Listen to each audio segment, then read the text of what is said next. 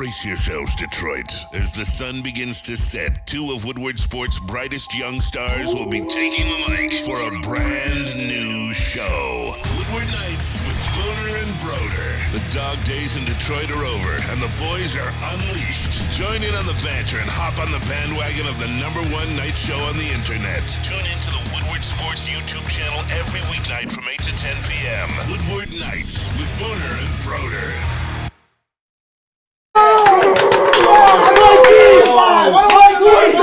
Let's go! Mikey! Let's go! Let's go! Let's go! Save it still! What a defensive team! Your two best players get 2 picks! Oh my goodness! Welcome. It's the Morning Woodward Show here on the Woodward Sports Network. And it is National Champion Tuesday. And I'm looking at two guys in the studio with us here. Sam Flannel, Matt Broder. Two Michigan men, two national champions. What a Tuesday, Sam Flannel. What a game yesterday. The watch party was fun. We got the reactions. We're going to play some more because it is hilarious. The boys were freaking out last night, and rightfully so. What a game. And that was a domination. It was towards the end, but still impressive win by Michigan. Huge win. Bro. Huge. I don't even know where to begin on this one. I think I'm probably going to be a babbling, incoherent mess the entire show, but that is okay because we're just having fun. We're just chopping it up because Michigan won the national championship. Broder, do I have to say it again? I'm going to keep saying it all day long and for the rest of the week. Michigan won the national championship. The national championship. And oh my God, let's all clap it up. Let's all clap it up right now.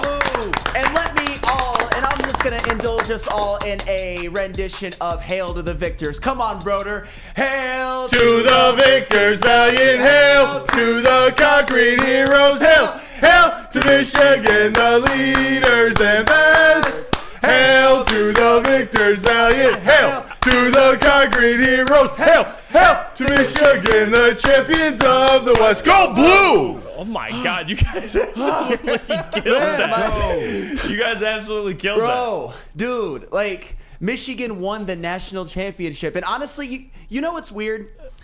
I came in today, and a lot of you probably expected me to come in today just, guns blazing, firing all kinds of shots, talking all kinds of smack and all of that. And for the record, I still might. We'll see how this show progresses itself right now. But this morning, now that Michigan has actually done it, one of the great things that Bill Parcells ever said, and I think this is very apropos. This is for the players. This is for the coaches. Nobody can ever tell them again that they couldn't do it because Michigan actually won a national championship for the first time since 1997, just 3 short years after that disastrous 2020 COVID season in which the program looked like it could end up just like nosediving, and it did for a period of time.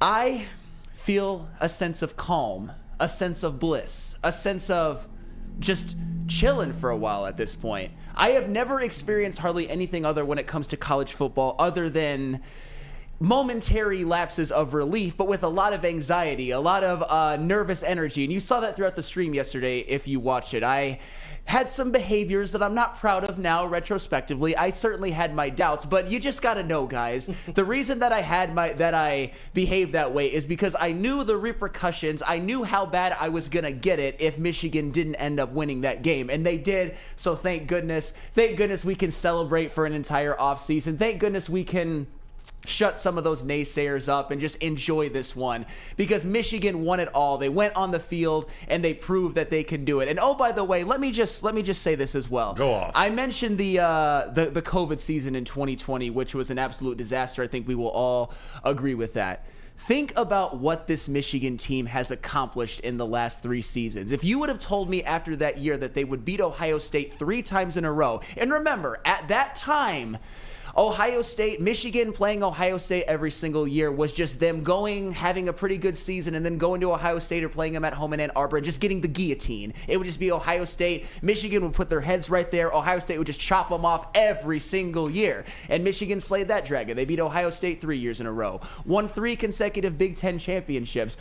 Made 3 consecutive college football playoffs. And I understand the first couple of years, it was just like you can't do it on that level. You played Georgia, a team that was clearly better, and you lost. You played TCU, a team that you probably let one slip away. But the fact that Michigan ended up winning one this year, I think that validated everything that they've ever done. And I think you can say that this is the greatest run in Michigan history, one of the greatest runs in recent college football history, not named like Alabama or Clemson or something like that. But still, just an unbelievable what this team has accomplished. You know who I feel really happy for? I feel happy for the fans who have been there for so long. And I get it. Michigan has a very storied history. I will give you that. But under Bo Schembechler, they won a lot of Big Ten games. They beat Ohio State many, many times. They made the Rose Bowl many, many times. But they struggled during the postseason.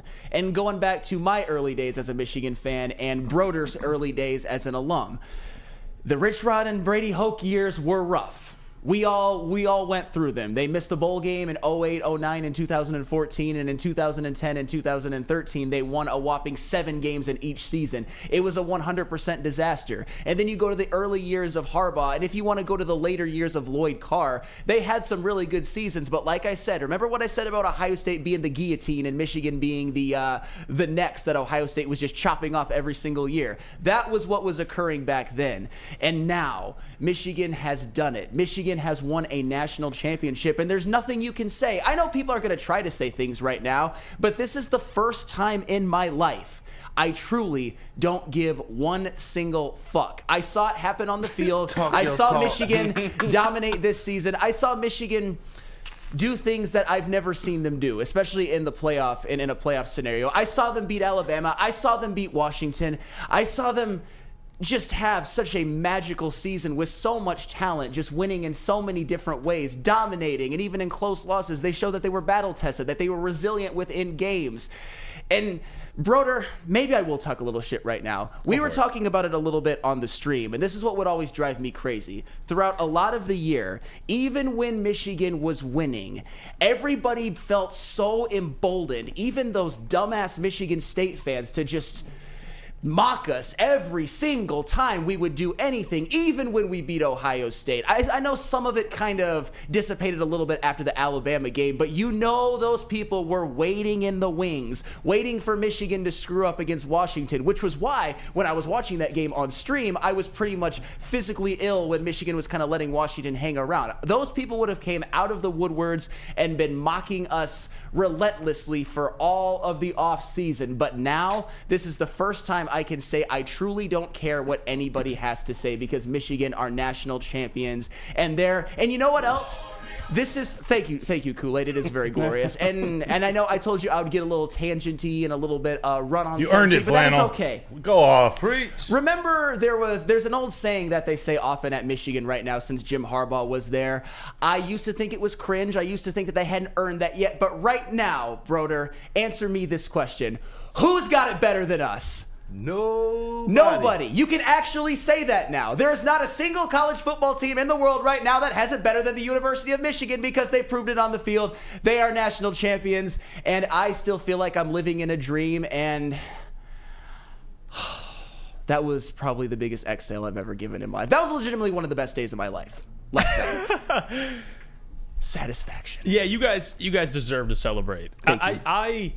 I think it's frustrating, and I'm not even a Michigan fan, but I can't help but see these headlines, and I'm seeing it right now on ESPN. Is there an asterisk that they've won the national championship? That has got to be one of the dumbest things I've ever heard.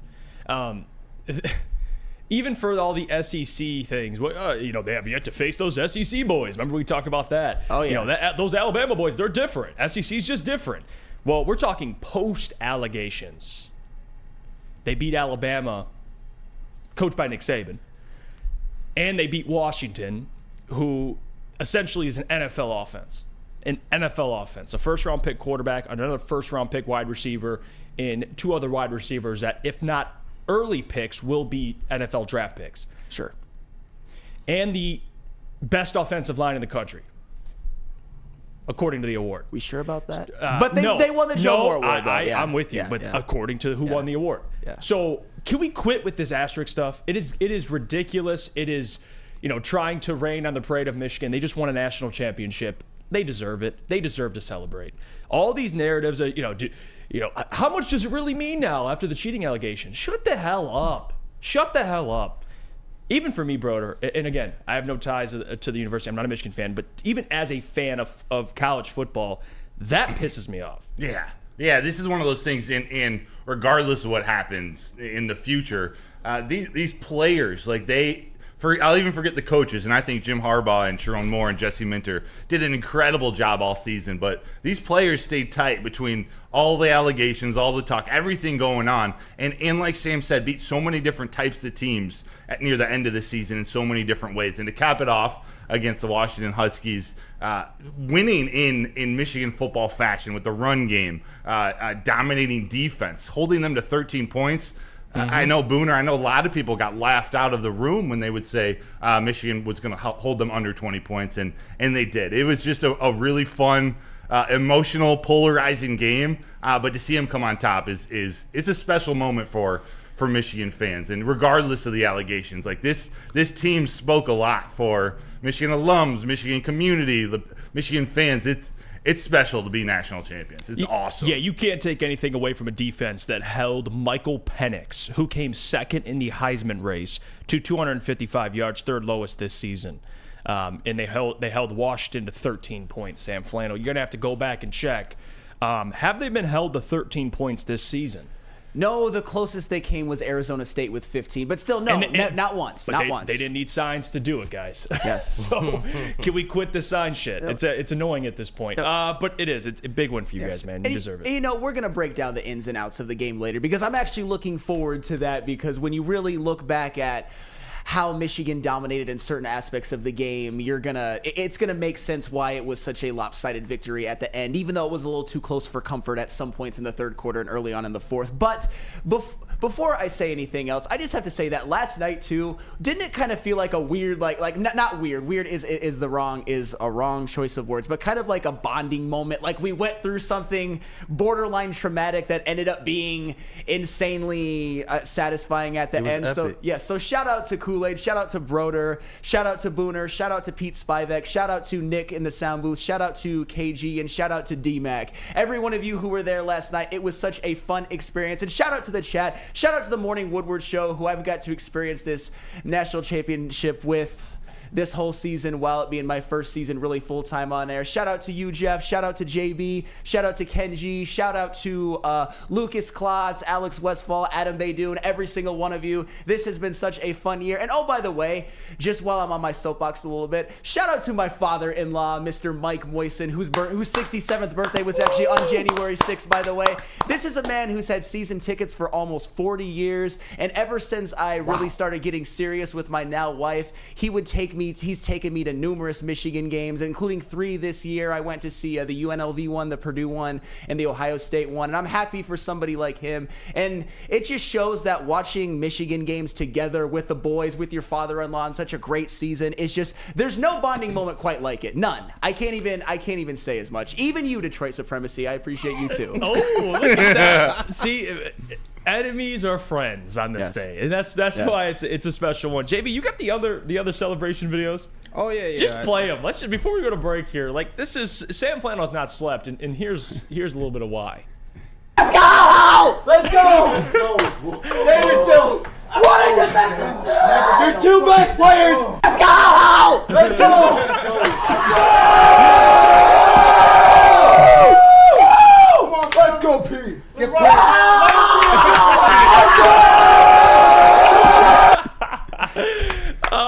Bro, but do you know what's crazy though? That was legitimate, and I've been feeling that almost all season, which is why, you know, it's funny. I was a little bit skeptical about having these live streams and these watch parties, because usually in big Michigan games, I need to be kept in a padded cell room at the. I mean, how can you look at that and not think that I'm certifiable at this point? But you know what? It's Michigan football. But on a day like today, when it was happening and there were still some nervous moments, it was just very cathartic. That was like guttural right there. That was what that was. But now, that they've won it and I've got to experience it, and I've rewatched the game highlights like 4 times already, by the way. That's what I mean when I say I am a satisfied fan. I am more calm, and I kind of feel like nothing can really bother me at this point. Like, just going into next year, even going into the NFL playoffs, I just feel a lot more confident and a lot more just happy to enjoy the process instead of just being a nutcase during all these games. No, you guys. But I had to see them do it. I had to see Michigan win a national championship. Yeah, it's huge. I mean, you guys deserve to celebrate. I can't imagine. I mean, anything pretty much goes when you win a national championship. It's one of the best, if not the best, at this point, football moments in my life.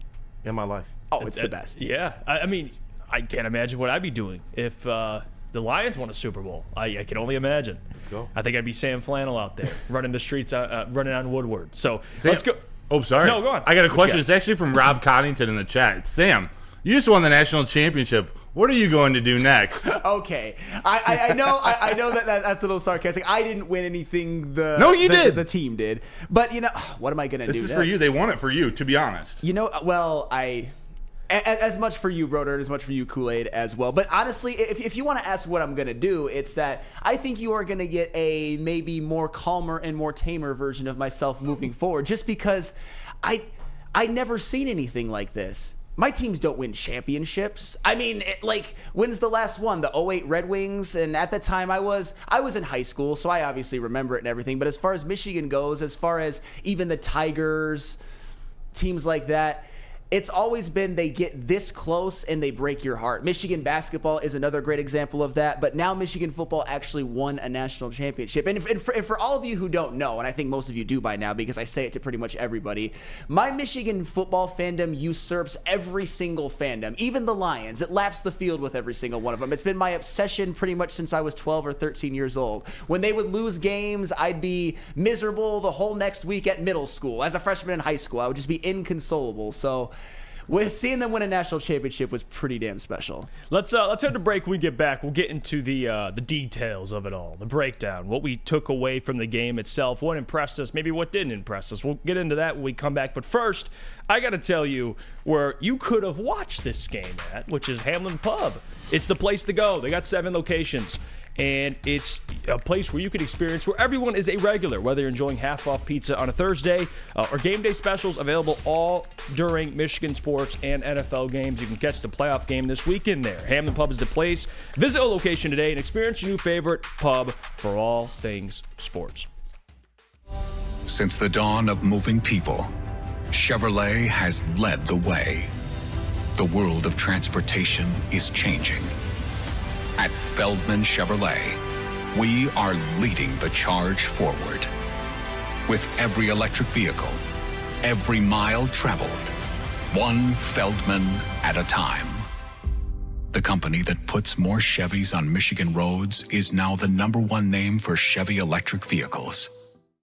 Have you ever wondered where all the finest restaurants get their steaks? It's Fairway Packing Company, providing Michigan restaurants, hotels, and casinos with prime beef for over 60 years.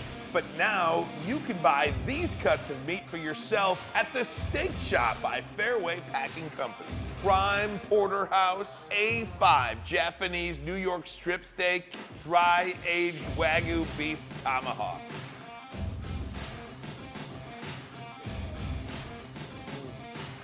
Delicious. Get to the Steak Shop today. Enjoy fine wine, have a private party, and get the finest cuts of meat anywhere.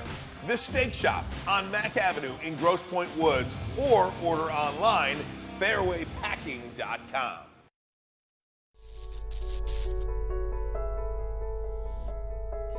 We've just received word. The world's cannabis supply has vanished. The public is outraged and has taken to the streets in response to this tragedy.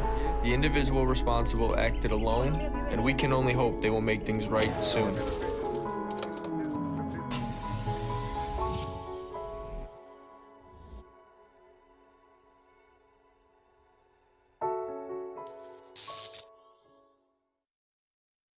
Join Woodward Sports and Long Drink live this Sunday for the official Lions VIP tailgate party. It's at Eastern Market in Shed Number 5, and it is going to be a bash starting at about 5:30 p.m. until game time. It is a playoff tailgate in anticipation of their wild card round matchup with the Los Angeles Rams. My goodness, is that going to be crazy downtown. But you all should be there at Eastern Market. The official Lions tailgate is back and better than ever. How would you like to pregame with Woodward Sports and be treated like a VIP? Food, beverages, and entertainment all included. Get your tickets online today at bullseyeeventgroup.com or win some from Woodward Sports today. Just subscribe to our YouTube, follow us on IG, and direct message Lions VIP. Let's go! Let's go! Let's go. Save yourself! What a defensive third! Your two best players! Let's go! I'm gonna. I just like that part. I know First that from the clip. beginning. That'll never get old. Let's go. We're back. It's the Morning Woodward Show here on the Woodward Sports Network, breaking down Michigan winning the national championship. Yes, I said that. This is not a drill. Houston, we have a problem. Michigan, they're the national champions, and honestly, it is. It was an impressive performance. We'll get into it all. I know we previewed a lot of it last week and yesterday, and we had a consistent opinion about how we thought this would play out, okay? And people would say to you and to me, Sam, Michigan has yet to see an offense like this. And what would me and you always say back? Washington has yet to see a defense like this. And it played out that way. Jesse Minter, hell of a job from him. But I want to start with you, Sam Flannel. It is your day. What are some of your takeaways from yesterday's win over the Huskies? All right, so I mentioned this on one of the previews. I think it was actually at Feldman yesterday that there were 4 really key things that they needed to do, Michigan, in order to win the game. And for the most part, all of those things happened. And in some cases, it was an even more dominant margin than you even think. So one of the first thing that I mentioned was that they needed to at least play even on special teams. No special teams blunders, no bad punting, no muff punts, no missed field goals, no missed extra points, no bad snaps, any of that stuff. And that is exactly what Michigan did. They didn't muff any punts, mostly because for a lot of the part of the game, they weren't catching them, but still, they didn't muff any punts. They muffed 2 against Alabama. They lost one of them, and the other one almost cost them the game. But against Washington, they played it pretty even in terms of special teams play. Tommy Doman, their punter, who had a rough day against Alabama. Against Washington, he punts 5 times for an average of 46.8 yards and pins Alabama inside the 20 twice, which was big. And James Turner, their field goal kicker, who had missed a field goal against Washington, although it was more on the long snapper, and then had one of his extra points. He wasn't even able to attempt it because of a bad snap. Against Washington, 2 of 2 field goals, 4 of 4 extra points. So the special teams at least played Washington's even, and that's really all you need to do. You don't need to win games on special teams, but you can't lose them. Another thing that I said that Michigan needed to do, and they did this in a more dominating fashion than I even expected. You need to run the football and stop the run. And oh, by the way, I got to give my man JB Smoove some credit, because coming into this game, JB, you were the one that said Donovan Edwards was an X factor. I could see him making a couple of plays. And boy, did he ever. It's a hell of a call. Donovan Edwards, man, he did not have a good year, but he persevered. He believed. He didn't transfer. He didn't quit. He didn't pout. And his reward was having one of the best games of his life on the biggest stage.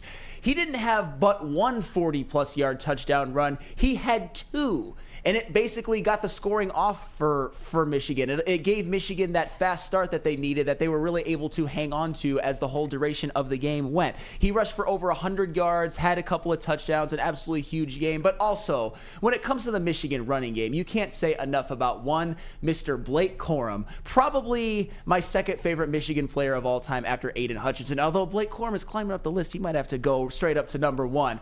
But I've told you before, Blake Corum can officially be counted, and I know some people are going to disagree, but I don't care. He is the greatest running back in Michigan football history. I know that he's ran behind a great offensive line and all of that, and I know that he doesn't have all of the records, but this season had another 1,000-yard season and 27 rushing touchdowns, including a $134 and 2 touchdowns last night in Michigan's big win, including the touchdown that put him up by 14 and then the touchdown that put him up by 21. Blake Corum is an absolute Michigan legend. He should have a statue built of him at some point outside of the big house. That is how important he has been. He is the embodiment of the saying, those who stay will be champions. And nobody deserves to be a champion more than Blake Corum. Just absolutely unbelievable the career that he has had. And I can't say enough good things about him. And oh, by the way, on the day, when you talk about running the football and stopping the run, Michigan outrushed Washington 303-46. Is that good? Jeez. And their yards per carry margin was 8 to 2.3. If you would have told me that Michigan would have done that, I probably would have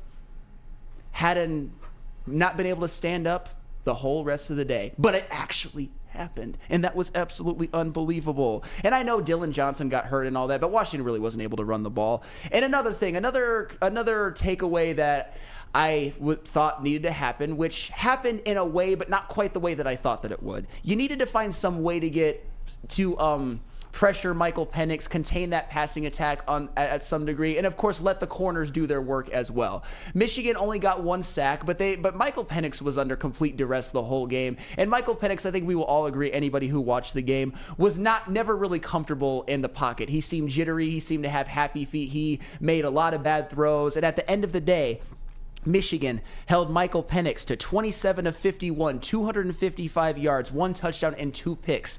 255 yards on 51 attempts. You will take that any day of the week. And oh, by the way, shout out to the defensive backs.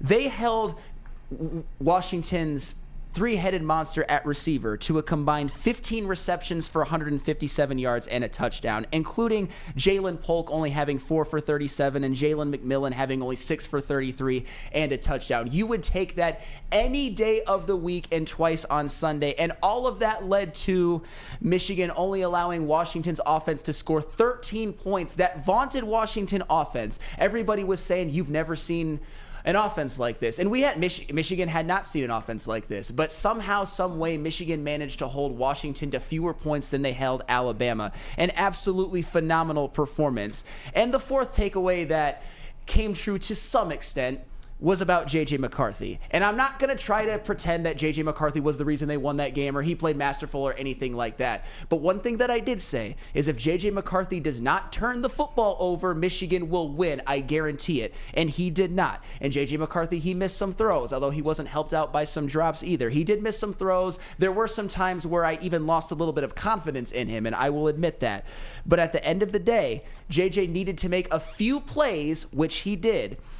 JJ on the second touchdown drive hit Roman Wilson for a 37-yard gain. And I get it. That was just one throw, but still, in that drive, it was a very, very big play. And then you look at a drive when they were up 20-13, 3rd and 8 from their own 9. JJ McCarthy hits a 22-yard scramble and then a 12-yard run on back-to-back plays. That Michigan didn't end up scoring on that drive, but they flipped field position. You did not want to go 3 and out and give and punt from your own end zone at that point, and JJ McCarthy's legs allowed them to not do that. And on that drive that actually put them ahead by 14, J.J. McCarthy hit that big 41-yard pass to Colston Loveland when Michigan's offense looked 100% lifeless at that point. That was a huge play. And then the next play hits a 12-yarder to Roman Wilson, and that drive is ultimately culminated in a Blake Corum touchdown run. So J.J. McCarthy didn't play perfect at all. He wasn't asked to do a whole lot because when your running game gives you 300 yards, it makes your job a lot easier. But he made the plays that he needed to make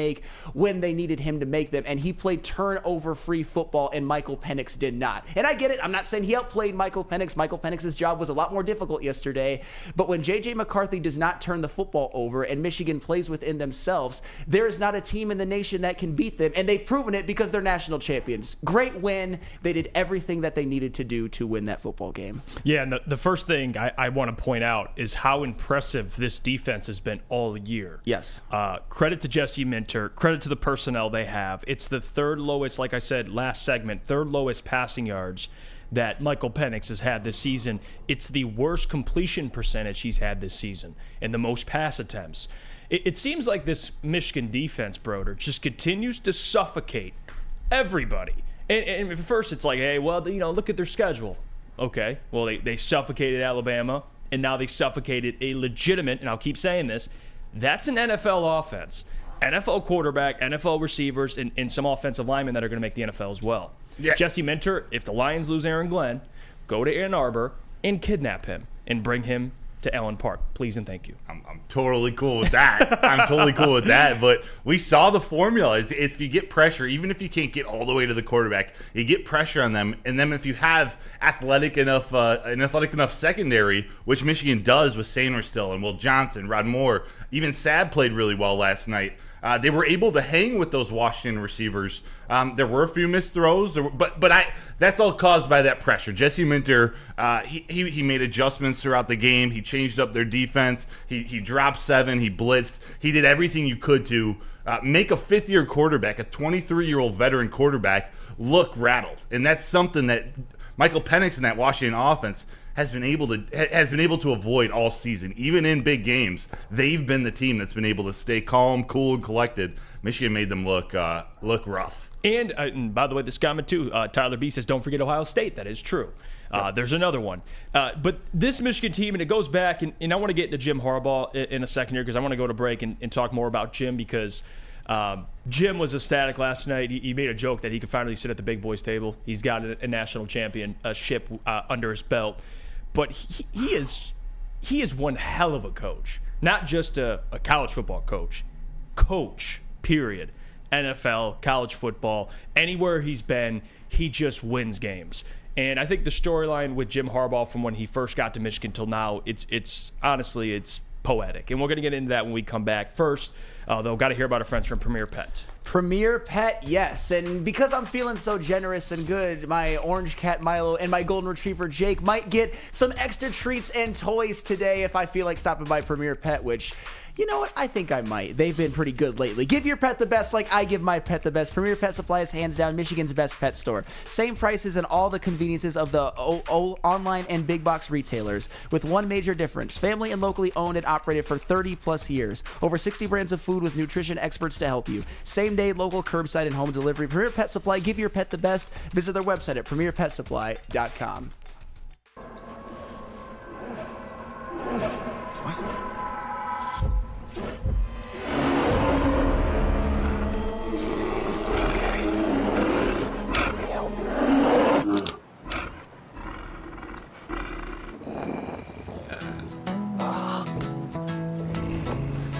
Oh, yeah.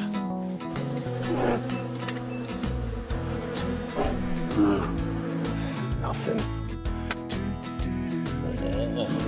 G-G-G-G-A.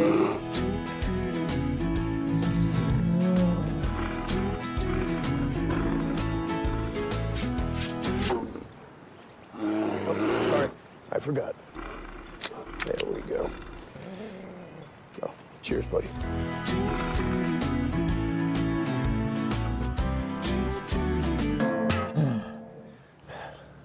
I think we need to get you a pick.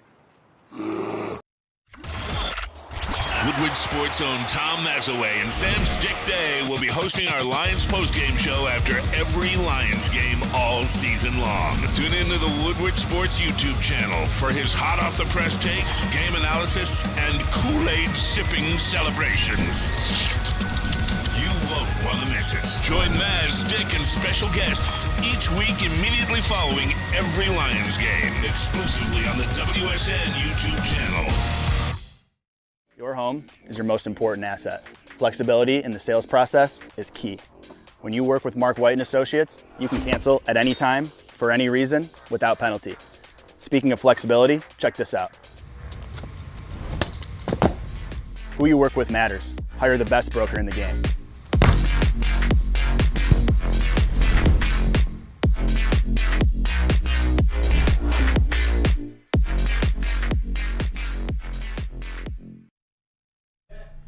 Let me tell you about our friends over at Jack Labrador, RIP to the same old Lions, and that's a big thanks to Sheila, Brad, and Dan for putting it all to rest, but guess what else has found the grave as well? Same old rock, paper, scissors. Jack Labrador has revolutionized an already tired game with 2 new symbols and a franchise-changing 3-point play. Discover the action at jacklabrador.gg now and find out why once you go Jack, you never go back, or scan the QR code right above. Man, oh man, look at Booner. Yeah, that man is. Yeah, look at that. That man, he was. It looks like Mac Jones when he won the title. Yeah, that's Broadway Booner now. Good old Mac Jones. Who? That's Booner right there. What a legend. Booner, Broder, Sam Flannel, Nick, Ryan Ermanni, Braylon, Maz, KG, Brandon, Big Mike Gentry, Brandon, KG. A lot of Michigan men here. Yeah. It's a big day. We'll get into it. We kind of spent some time talking about the game, the breakdown itself, reaction to the national championship. If you want to go back and listen, you can. Any podcast platform, you get your podcast. Morning Woodward Show, leave a 5-star review. But let's get into Jim Harbaugh, Sam, because I think Jim Harbaugh started at Michigan till now when he first got to Michigan in 2015, even going back before that last year at Stanford when he had a quarterback, 12-1. The Michigan thing, and there was a time where Michigan fans, and I'm not going to speak for you, I'm just, Michigan fans wanted him fired. The Jim Harbaugh thing was, it was becoming a bad taste in their mouth. And then it got to a point where, like a similar coach I'm going to bring up, and a friend of mine made this comparison, I do think it's the right comparison, Dabo Swinney. Dabo Swinney, before he got a Deshaun Watson, before he got a Trevor Lawrence, and I'm not comparing those two to J.J. McCarthy, but a 5-star quarterback. That's the conversation I'm having. You see the swing, right? Dabo Swinney, when he first got Deshaun Watson, you talk about a national championship appearance. The following year, he wins a national championship, right? Loses in the Sugar Bowl. He's back. He wins another national championship. And then he loses. He's been to 4. That's when he started recruiting quarterbacks at a high level. You're starting to get these 5-star quarterbacks. That's, to me, what really changed with Jim Harbaugh. You get a guy like J.J. McCarthy, and Broder tweeted this out, and it's a great tweet. And I'll read it verbatim. If Michigan quarterback J.J. McCarthy enters the 2024 draft, he would leave Ann Arbor with the 3rd highest winning percentage in college football history. Number 1, Chuck Ely, 35-0 with Toledo.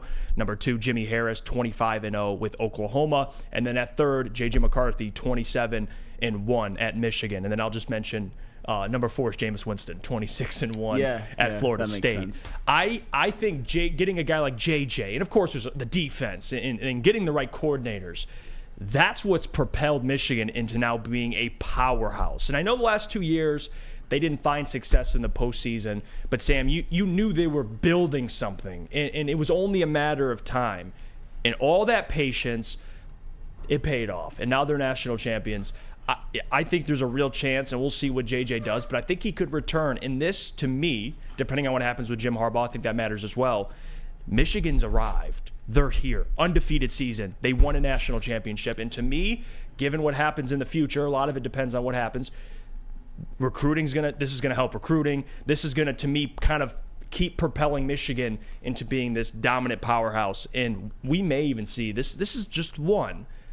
But I don't think they're finished yet, Sam Flannel. And that's credit to Jim Harbaugh from the program he's built. It took some time, but boy, it paid off. I'll tell you that. You know what? I would love nothing more than for Michigan to go on a run of dominance. Right now, I'm not going to think too far ahead into the future. I am just going to enjoy this one. I just want to say this. Regardless of whether Jim Harbaugh's coached his last game at Michigan or not, we're not going to talk about that today because, quite frankly, I don't care today. Jim Harbaugh, what he has done at Michigan, his significance to the program, even just as a coach, he was the single greatest hire in the history of Michigan sports, because you have to remember what he was coming into. That was the end of the Brady Hoke era. The 2014 season was one of the lowlights of Michigan football history. They were 5-7, had an absolutely terrible year. They had to give away Michigan tickets at that point, when usually when Michigan's good, they're sold out every single week. Jim Harbaugh came in, and now that Michigan has won a national championship, has done everything to turn this program around that he needed to do. They wanted to beat Ohio State. It took a little longer than we hoped, but he ended up doing it. They wanted to win Big Ten championships. Again, took longer than we wanted, but eventually they righted the ship and did it. And now they have won a national championship. And now, in my opinion, Jim Harbaugh is the greatest coach in the history of Michigan football. And to me, it's not even close. You can say Lloyd Carr, but Lloyd Carr didn't follow those. Like, if you bracket that national championship win, there were like some 8-win seasons, some 9-win seasons. What Michigan has done over the last 3 years, I think, puts Jim Harbaugh over the top, especially with national championships. And when it comes to Bo Schembechler, he just stunk in the postseason. And he did a lot of great things, but he stunk in the postseason. And now Michigan, now that Jim Harbaugh has won a national championship, you can no longer say that he stinks in the postseason, because for a while you could. Again, another thing that you can never say again. So congratulations to Jim Harbaugh. And I've always said, what that man has accomplished at the University of Michigan, both as a player and as a coach, is just... It's unbelievable. You might as well name every single building. You know what? Let's rename Schembechler Hall Harbaugh Hall at this point. And I'm dead fucking serious. You should absolutely do that, because Jim Harbaugh, as a quarterback, was a Heisman finalist and a first-round draft pick. Still the only one Michigan has ever had. And as a coach, has led Michigan to 3 Big Ten championships and a national championship. Find me a better athletic figure in the history of Michigan football for what they've done at Michigan. You just can't do it. And that's why Jim Harbaugh, when he came in, the way he turned this program around, was the perfect coach for the perfect team at the perfect time. And now you can also never call Jim Harbaugh the best. I used to call him the best football coach to never win a championship at any level. And now he's won a national championship in college, and he's been to a Super Bowl in the NFL. What that man did last night, and it would further help if he were to get another one, but he entered the room of potentially getting to immortality at this point. That's what happens when you win championships, when you actually finish the job. Well, and I want to say this because I know people, and I see you, Jesse Adams, like, Jeff, what are you talking about? They're not going to go back-to-back, and I'm not arguing I didn't say they're going to go back-to-back. I think they're going to be in the conversation. Of course, given if Jim Harbaugh stays. I want to read this right here because Ari tweeted this out in my sports update, and he made this tweet about Jim Harbaugh, posted this tweet. And I actually, it gives you kind of some insight on how elite of a coach Jim Harbaugh is. Look at this. Led University of San Diego to consecutive 11-1 seasons. Then went to Stanford, turned around Stanford's football program, finishing with a 12-1 record in winning the Orange Bowl. Achieved a 44-19-1 record as the 49ers head coach, reaching 3 NFC title games and a Super Bowl appearance. 3 straight playoff appearances, and won a national championship at his alma mater, Michigan, and several NFL teams won him. So...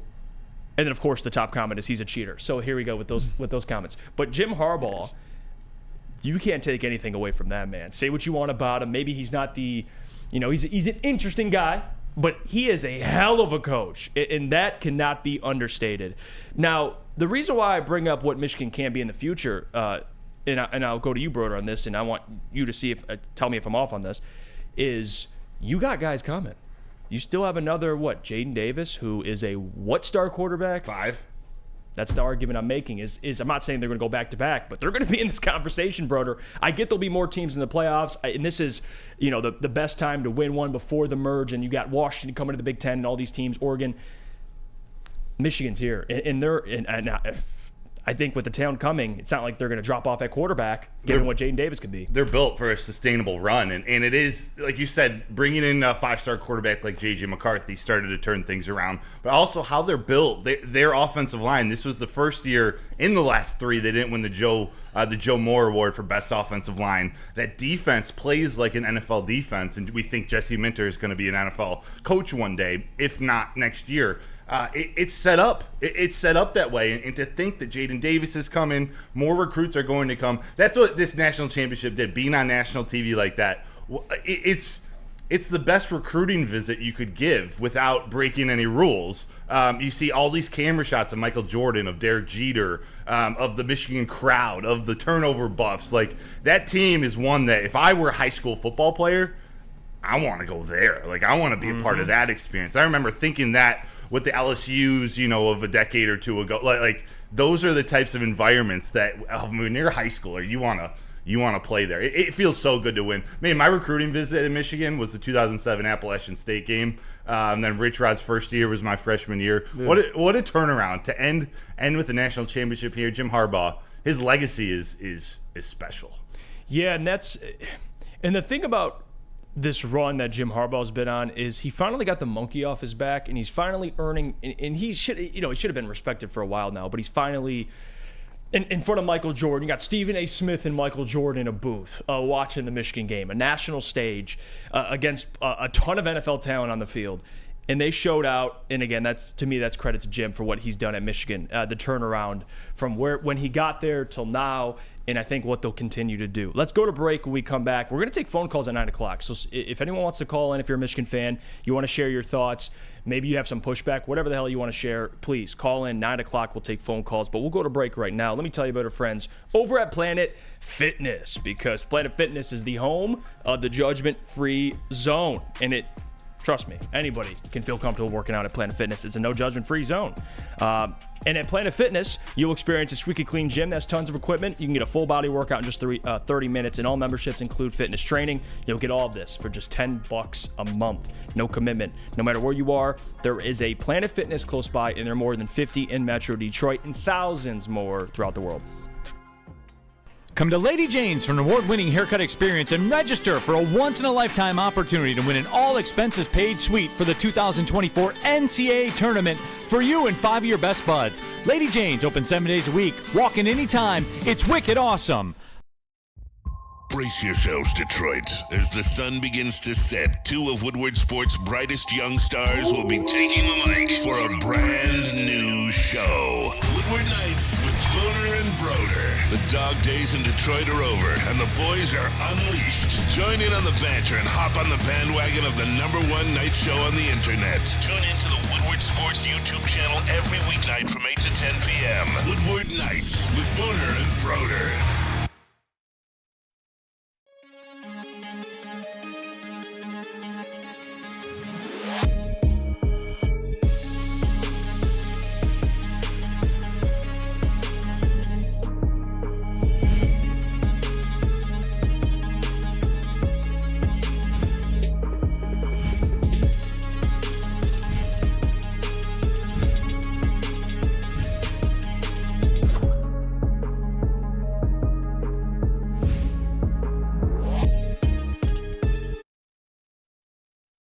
For over 60 years, Fairway Packing Co. has provided Michigan's finest restaurants, hotels, and casinos with prime beef, Wagyu beef, and dry aged beef. You can experience the Fairway difference for yourself today.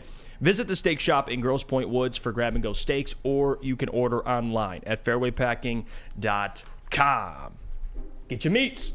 We're back. It's the Morning Woodward Show here on the Woodward Sports Network, celebrating a Michigan National Championship. With some Michigan men in the studio, I am outnumbered. And it's been fun because when you guys are happy, I'm happy. Oh, well. That's all that matters. But that defense, Sam Flannel, I know you had more you wanted to share on them because held Washington to 13 freaking points. Yeah. Like, I don't think we can't just gloss over that. Yes, and of course, when Michigan wins a national championship, there's all like on the biggest stage too. Yes, like I said in the beginning, I might get a little off topic sometimes. I might get a little rambly, but this is the day to do it. And I feel like I didn't give the Michigan defense its due love because of how great they have been this season. And that's the thing with this Michigan run. Obviously their running game has been great throughout this entire run. The quarterback play with J.J. McCarthy and even going back to Cade McNamara, they've done a good job of not turning the football over, and especially with J.J. McCarthy has made big time plays and had big time games when his team needed him the most. But what has really been the lifeblood of this team to me has been the consistent defense, led by Mike McDonald in 2021, and now Jesse Minter, who is the best coordinator in college football. I don't think it's even close at this point. I don't even think you can debate it. And you look back at these Michigan defenses, you look at the 2021 team with Aiden Hutchinson and David Ojabo and Dax Hill, all those NFL players, and you look at 2022 with guys like DJ Turner and Mozzie Smith and Mike Morris and the like. Another great defense. But the 2023 one, the team that just helped lead Michigan to a national championship, is the best one of all. And I think right now that they've won the national championship and they've done it against Alabama, they did it against Ohio State, and they did it against Washington, this, my friend, was a historically great college football defense, and I will stand on that until the day I die. Michigan this season, after completing every single game, all 15, all college football playoff, Ohio State, Big Ten championship, all of that, the toughest part of their schedule, allowed 10.4 points per game. That's right, 10.4. And at certain points during the season, I was kind of laughed at a little bit at times because when you look at the amount of talent that they have, guys like Mason Graham, Kenneth Grant, Chris Jenkins, Braden McGregor, Jalen Harrell, Derek Moore, Josiah Stewart, Mike Sanders-Still,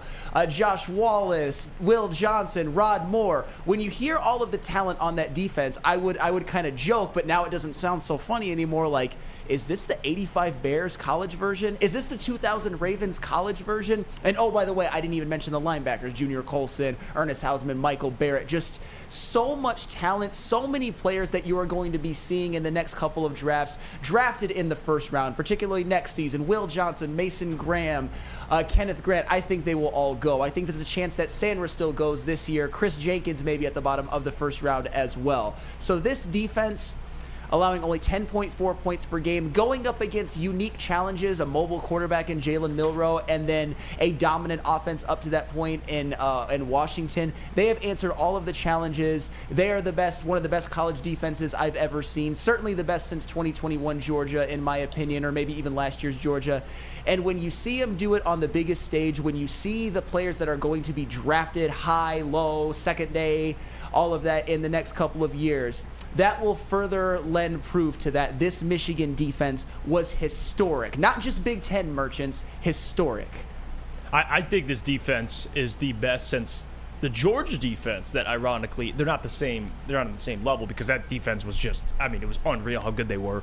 But ironically, the defense that took out Michigan 2 years ago in the playoffs, sure, this is the best defense in college football since that Georgia defense, in my opinion, bro. Yeah, isn't it a little odd? You know, the Broyles Award for Top Assistant Coach of the Year went to the Iowa defensive coordinator, a defensive coordinator in Michigan's former conference. I don't understand it. Jesse Minter had himself a hell of a year. Proud of Michigan for being the first independent team to win a national championship. Let's go blue. And this comment I 100% agree with because, and I do think it's important. I want to make sure I find it. Bronco 81, the McDonald hire and then the Minter hire is what truly turned the program around. The college quarterbacks don't know how to handle the NFL-style defenses. And like I mentioned 2 segments ago about how JJ landing a 5-star quarterback, a mobile quarterback, and getting away from that old-school game manager, even though JJ technically is, but he's more dynamic than just a game manager. You saw that with Cade McNamara. He's better. 15 touchdown passes his final year. I'll bring that up. But not only that, but he is correct. It's the changes of who he's brought in as OC and DC. I think that's what turned this program around because now you're getting guys like a Mike McDonald who is now back in the NFL. You're getting a guy like Jesse Minter who's been in the NFL who, I don't know, will go back to the NFL. And this started in who did a really good job of this is Joel Klatt. He went on a spiel about how, there was a point in time where Jim Harbaugh said to himself, I got to go get someone from Johnson. I got to go get some NFL experienced coaches, right? Mike McDonald, someone who understands NFL concepts that can kind of bring a new look to this defense. What happens? You have success with, of course, Mike McDonald, and then here comes Jesse Minter from Purdue. And at the time, it was either Minter or McDonald. I mean, he had a choice between either one, and he chose McDonald, and then he ended up getting Jesse Minter anyway after he went to Purdue.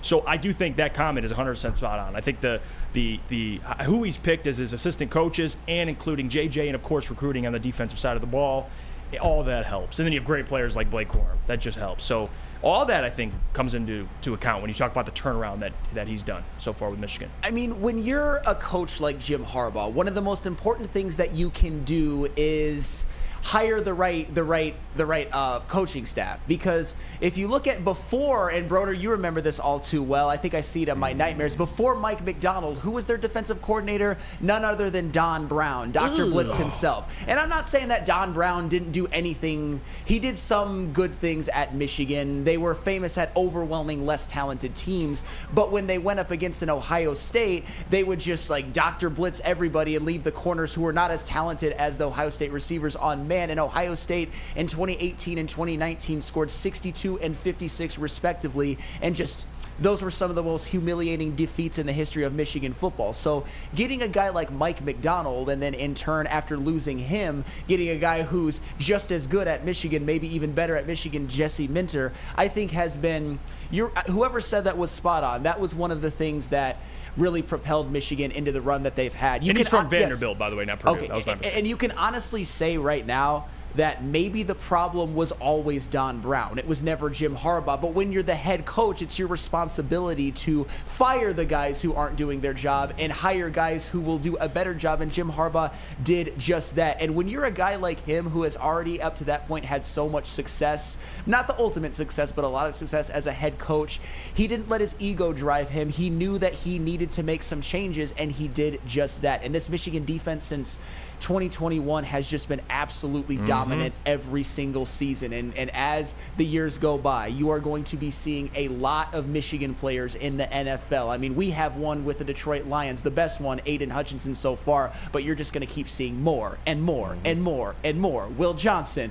Mason Graham, Kenneth Grant, on and on and on. And it's a credit to Mike McDonald, Jesse Minter, Jim Harbaugh, all of that. Yeah, and it meant Minter from Vanderbilt, not Purdue. We mentioned Purdue earlier, it was stuck in my head. But the impressive part about this defense, and I want to go to you, Brandon, on this too, is even despite losing a guy like Aiden Hutchinson, David Ojabo, all these key players that they've won with, guys just keep popping out of nowhere. Bro, I was More about studs. to say, what was as equally impressive as the schemes that Minter was bringing was how tough, how absolutely like the Big Ten defense that we usually hear about that winds up getting ran through when they get to these bowl games.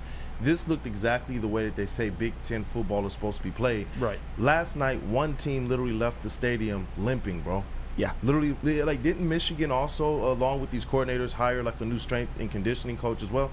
Because every hit, man, it looked like a boxer, just going round for round for round. First half, Sam and I was talking about at the watch party, that this type of offense that Washington was running, but the types of hits that Michigan was laying, even when Washington was getting positive yards, I was like, they are going to tire them out.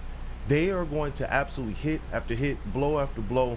Washington is not going to be the team that they were looking like in the first half by the time the fourth quarter gets there, and you can see the wheels absolutely start to fall off, man, in that fourth quarter. Yeah, you're not wrong. I mean, Michael Penix was out there limping into the tunnel, and he was clearly hurt and a little distraught there because Michigan made, and this is what I want to make very clear too, because this gets lost when you watch a game like that.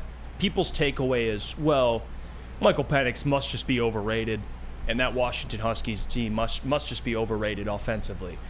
And I think that takes credit away from Michigan's defense.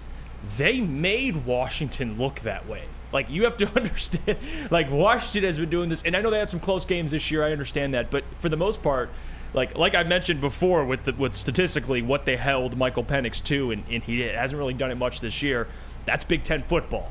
And it's not the Pac-12. You're in shootouts every single week, or even the Big 12 where you're facing a team like Texas and you guys get into a shootout. Michigan said, no. You're going to play our game. We're a more complete team. We're better than you defensively. And even though this offense, like I said, has multiple NFL players, a ton of them, they still stop them right in their tracks. And I want to make sure that's clear. And people don't say, well, Washington might have just been a little overrated. No, Michael Penix is still a good quarterback. They just made him look that way.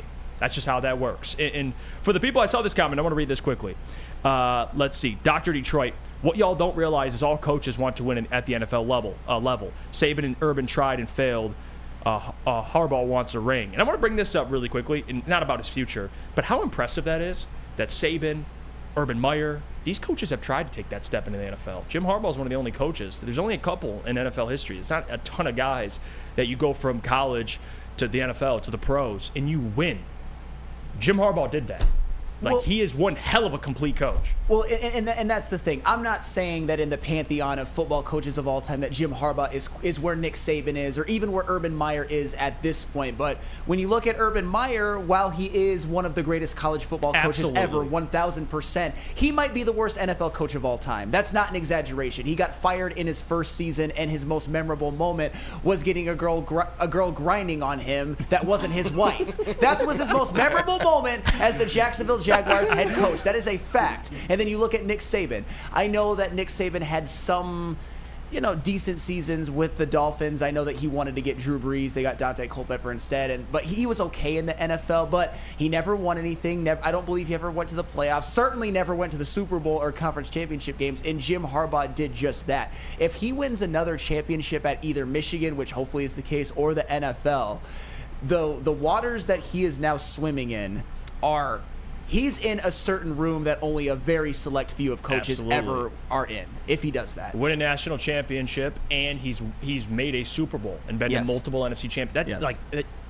It's hard to do. When I'm not saying and I'm glad you made that clear. I'm not saying he's Nick Saban or Urban Meyer at the college level, but just across his accomplishments, it's ain't too many doing what he's done. I'll tell you that. Let's go to break. We come back. We'll take phone calls. We're going to put the phone number in the chat, so please call up. Whether if you have an opinion on the game itself, you're going to celebrate, or you're just hating, whatever it is, we'll welcome all people, and we'll talk to you. But first, got to hear about our friends from Swiss Insurance. Do you have football on the brain? Yes, I most certainly do. And I know all of us Michigan fans do. And you know what? A good way to celebrate a Michigan national championship after we're all off of that high is to shop your home and auto insurance. And you should go with Swiss Insurance. Shop it like a pro with Swiss Insurance. They cover Woodward Sports Network, and they should be covering you too. Ask for Mark at Swiss Insurance today at swissins.com or call 248-800-4177. Again, that is 248-800-4177, Swiss Insurance. At Planet Fitness, you can get energy without the judgment. Hi, can you help me with this? You don't know how to use it? This is better. Join now through January 12th for just 24 cents down, $10 a month. Never intimidating, always free fitness training and equipment for every workout. Join today during the Big Fitness Energy Sale for 24 cents down, $10 a month, cancel anytime. Deal ends Friday, January 12th. Over 50 Metro Detroit locations. Woodward Sports' own Tom Mazaway and Sam Stick Day will be hosting our Lions postgame show after every Lions game all season long. Tune into the Woodward Sports YouTube channel for his hot-off-the-press takes, game analysis, and Kool-Aid sipping celebrations. You won't want to miss it. Join Maz, Stick, and special guests each week immediately following every Lions game, exclusively on the WSN YouTube channel.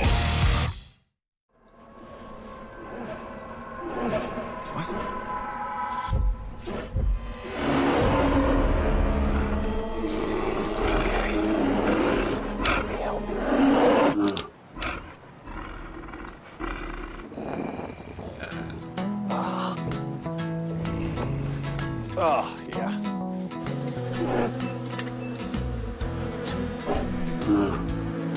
Nothing. G-G-G-G-A.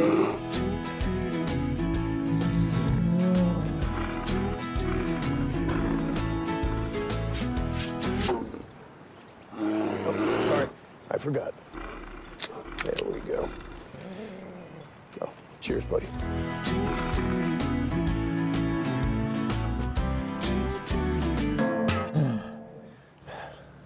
I think we need to get you a pick. It's football season. You know what? They might have to change this to the maize and blue cannabis pre-roll right here. I don't know, but anyway, Glorious Cannabis is dropping their new ice water bubble hash infused pre-roll called Honolulu Blue. Smells so good. It's like the whiff of the first playoff win in 31 years. It's a gassy, aggressive strain named in honor of our Detroit football team. And if you haven't had one of these ice water pre-rolls, then I don't know what you're doing. You have to stop by a Dispo dispensary as soon as you can and pick one up, or check them out online for discounts at gloriouscanna.com. We're back. Hey. Look at that. Oh, God. Put the ring on it. That's a finger you put the ring on. Yep. Put a ring on it. They're national champions. We're back. It's the Morning Woodward Show here on the Woodward Sports Network, taking phone calls. We got people lined up. Brandon, send them through. Have them chat with the boys. Sam Flannel, you can take this one away. Who do we got on the phone lines, though? First up, Zach from Flint. Zach from Flint, welcome to the program. What's on your mind? Well, I mean, obviously the maize and blue, but I'd also like to say, you know, Sam, you kind of are very similar to Michigan in the sense of you get talked a lot of shit about, but there's still some substance there. I appreciate that, man. I would never put myself in the same category as like Michigan. But I understand what you're saying, and I love the fact that now that they've actually went out and done it and won the national championship, there's really nothing that anybody could. I mean, I know they're going to still try, but there's nothing that anybody can really say that should affect us Michigan fans in any way, shape, or form, because every single one of those fan bases wish that they were Michigan fans right now because they're the ones who are on top. Yeah, man. Well, I mean, it's just good, that I don't have to sit down and look at a screen where I see an Ohio State fan saying, oh my God, I knew there was no fucking way that these motherfuckers could all of a sudden now be so good and just beat us. Like, what does that have to do with freaking Hassan Haskins just trouncing into the end zone, unfreaking guarded, like it's not even like a thought, and Donovan Edwards sprinting 75, 85 yards down the field when, like, it doesn't matter if you know it's run or pass. Guess what, dude? They're the fucking offense. They should always know because they might get the ball in their fucking hands. The SEC fans sitting there, well, Michigan could never beat an SEC team. They're going back and forth with all this roundabout logic. Tells you, with the ass whipping that they gave Ohio State last year, they could theoretically still beat you with the same logic you used to say that Michigan sucks, sitting there quoting about 65-7 in the team that Michigan lost to. But, it only goes one way, and I'm just so fucking glad that it's over. Well, I'm glad you brought up the Ohio State ones because everybody knows, especially since Ryan Day took over in 2021 through this year, that Ohio State is soft. They just are, or at least softer up front than Michigan, and it isn't even close. And you talk about Alabama. I mean, when is this season, you can honestly say that Michigan is the most physical and physically imposing team in the country because they pretty much bullied every single opponent that they faced. Every single one, even their softer opponents and their college football playoff opponents, Ohio State. Whoever's in the way, Michigan just always is the more physically dominating team, and that is just wonderful. It's been absolutely amazing to witness. Zach, thank you so much for your call. I really appreciate it. Kool-Aid, who do we got next? We have up next, you know what? I'm going to bump Freddie 313 to the front of the line, man. He was definitely giving us support last night at the watch party. Yeah. Shout out to Freddie. And real quick, because Freddie's the man, I want to mention just your point about how dominant they are. And I see this stat. 303 rushing yards is the most by any team ever in a college football championship game. Yep. And you stopped the run, and you ran for over 300. So talk about physicality. Freddie, welcome to the show. We love you, Freddie. And how you feeling this morning as a Michigan man?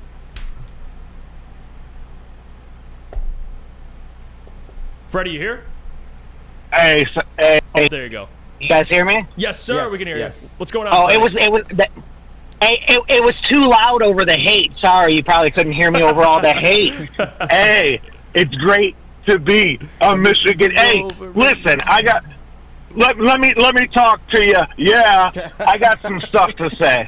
I took receipts all year. Hey, if anybody passes Neil Rule at the office today, ask them how my ass tastes today.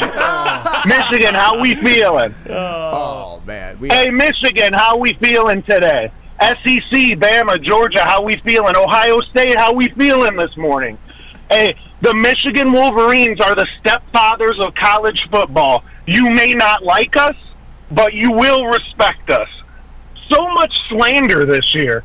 And how poetic that ESPN of all channels had to sit there and broadcast this when they spent the entire year doing what the rest of the country did.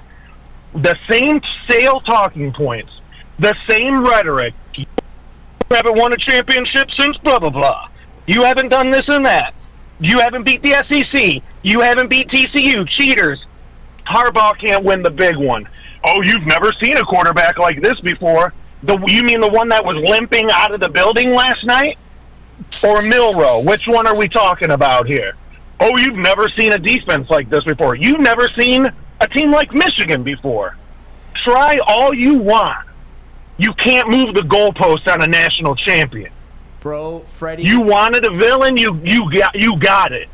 Oh, Freddie, the goalpost moving this season from like the Michigan detractors and haters has been so disgraceful that's why I would get so amped up during these games. That's why I was so nervous during last night's game, because it took Michigan actually winning a national championship for them to shut up. Even though they had a great season up to that point, even though they had proven that they could hang with the SEC, you know, Freddie, that all of those fans hanging in the weeds would just appear once again if Michigan were able would have lost that game. But fortunately they won. And oh, by the way, you know what drives me crazy too is after Michigan beat Alabama, the whole talking point was, oh, Milroe wasn't even that good, even though before the game people were talking about, oh, Milroe with his mobility.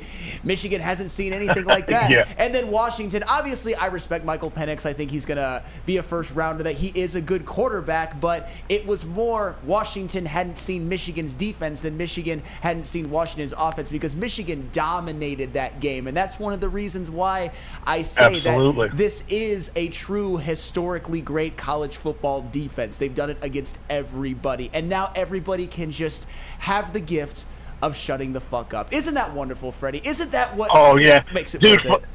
Flannel, dude, Flannel, I had to admit yesterday, you looked like, for a few of the quarters, like maybe in the second, going into the third, you looked like somebody on a roller coaster that like got talked into getting on the ride, but it was too late to like unbuckle the seatbelt.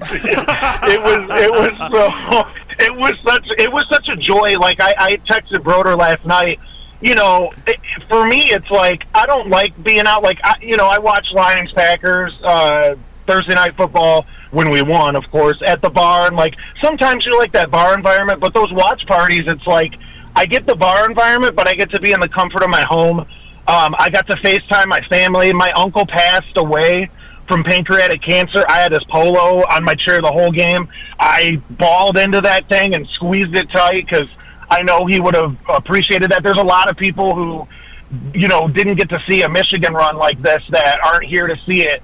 And those moments mean a lot. But I got to say this, and I'll end, and I'll let everybody else, get on here. All the Michigan haters, I hope your coffee tastes like crap today. I hope you get stuck in work a little bit longer. I hope you're sitting in traffic a little bit longer, and you got to sit there and think of how pissed you are that the Michigan Wolverines are national champions. And one last thing, Michigan buried all the talking points and all the hate. Now let's go bury Matt Stafford and SOL at Ford Field on Sunday night. Let's go. Appreciate you guys. I love you, Woodward Sports Network. The chat, shout out to everybody. Where you at? I'm salty. Catch box. Love everybody, even the haters. Let's go. Freddie, we needed this call, man. You know we love you. We got a lot of love for you. Appreciate the call. Welcome back anytime. Let's go to break. When we come back, we'll get to more phone calls. That was a great one to end it. Shout out to Freddie, by the way. He's a real one. First, though, got to tell you about our friends over at Big Boy, because Michigan, I'm telling you, that defensive line got some big boys. I'm sure they head over to Big Boy. I mean, they got breakfast, lunch, dinner, dessert. They got it all over at Big Boy. You could try their new, or really the returning potato pancakes and their stuffed potato pancakes. They also have apple pie hotcakes. That sounds like a victory dessert you can go enjoy at Big Boy. You could top it all off with a new gingerbread shake for dessert as well. Stop by your local Big Boy today. Savor the heart of home at Big Boy with our all-new down-home comfort dishes. Feast on home-style goodness with our Southern Comfort Chicken Bowl, veal parmigiana, and apple pie hotcakes. The down-home delight doesn't stop there. Potato pancakes are back. Dive into the richness of our perfectly crafted potatoes with our classic potato pancakes and our stuffed potato pancakes. Top off your meal with our new gingerbread shake, a seamless blend of creamy vanilla and sweet gingerbread flavors. Nothing beats the comforting taste of down-home cooking. Enjoy every bite, only at Big Boy. Stop searching for a vehicle and start finding one. Les Stanford Chevrolet Cadillac makes it easy. We harness the power of multiple dealerships and own the biggest selection of GM brands in the area to get you the car you need. With the Les Stanford Group, you'll have access to 4 different dealerships, providing you with more makes, more models, and more choices. We're connected to more than 1,000 vehicles. And with so many high-quality CPO vehicles available, you'll find new car quality at pre-owned prices. You can start and end your search at lesstanford.com today.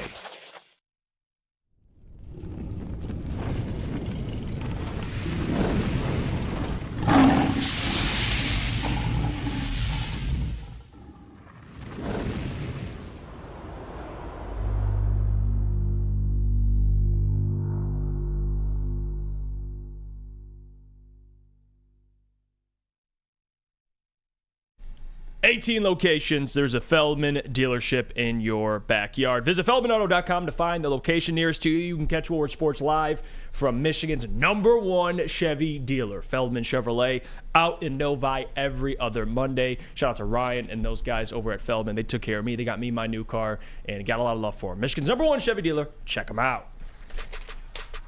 All right, let's continue the phone calls. We got people waiting. Look at that graphic, by the way. What a sight. Beautiful. What a sight. All the maize in blue. All the maize in blue. Brandon, send them through. Who do we got waiting for us? Yeah. Hey, look, we got Cordell from San Antonio. Cordell from San Antonio, welcome to the program. Are you a Michigan fan, or you just got thoughts on the game? What's on your mind? Hell no. Fuck Michigan. I'm an LSU fan, and y'all just got lucky. Y'all didn't have to play Jaden Daniel because if we put a cupcake schedule together too, and put I don't know, maybe like an Eastern Michigan, maybe even a Michigan in the beginning of our schedule, we're in the playoffs.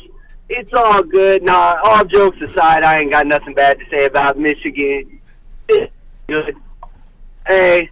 If you're not cheating, you're not trying, so who gives a shit? Everybody on national television saw them win. Everybody on national television saw us win the game in Dallas, just like they saw that national championship. It's all good. But, hey, I love you, Sam. I'm glad you get to have a break. But let me tell you, let me ask you, does it feel great to be able to put the nightmare 2007 Appalachian State to bed?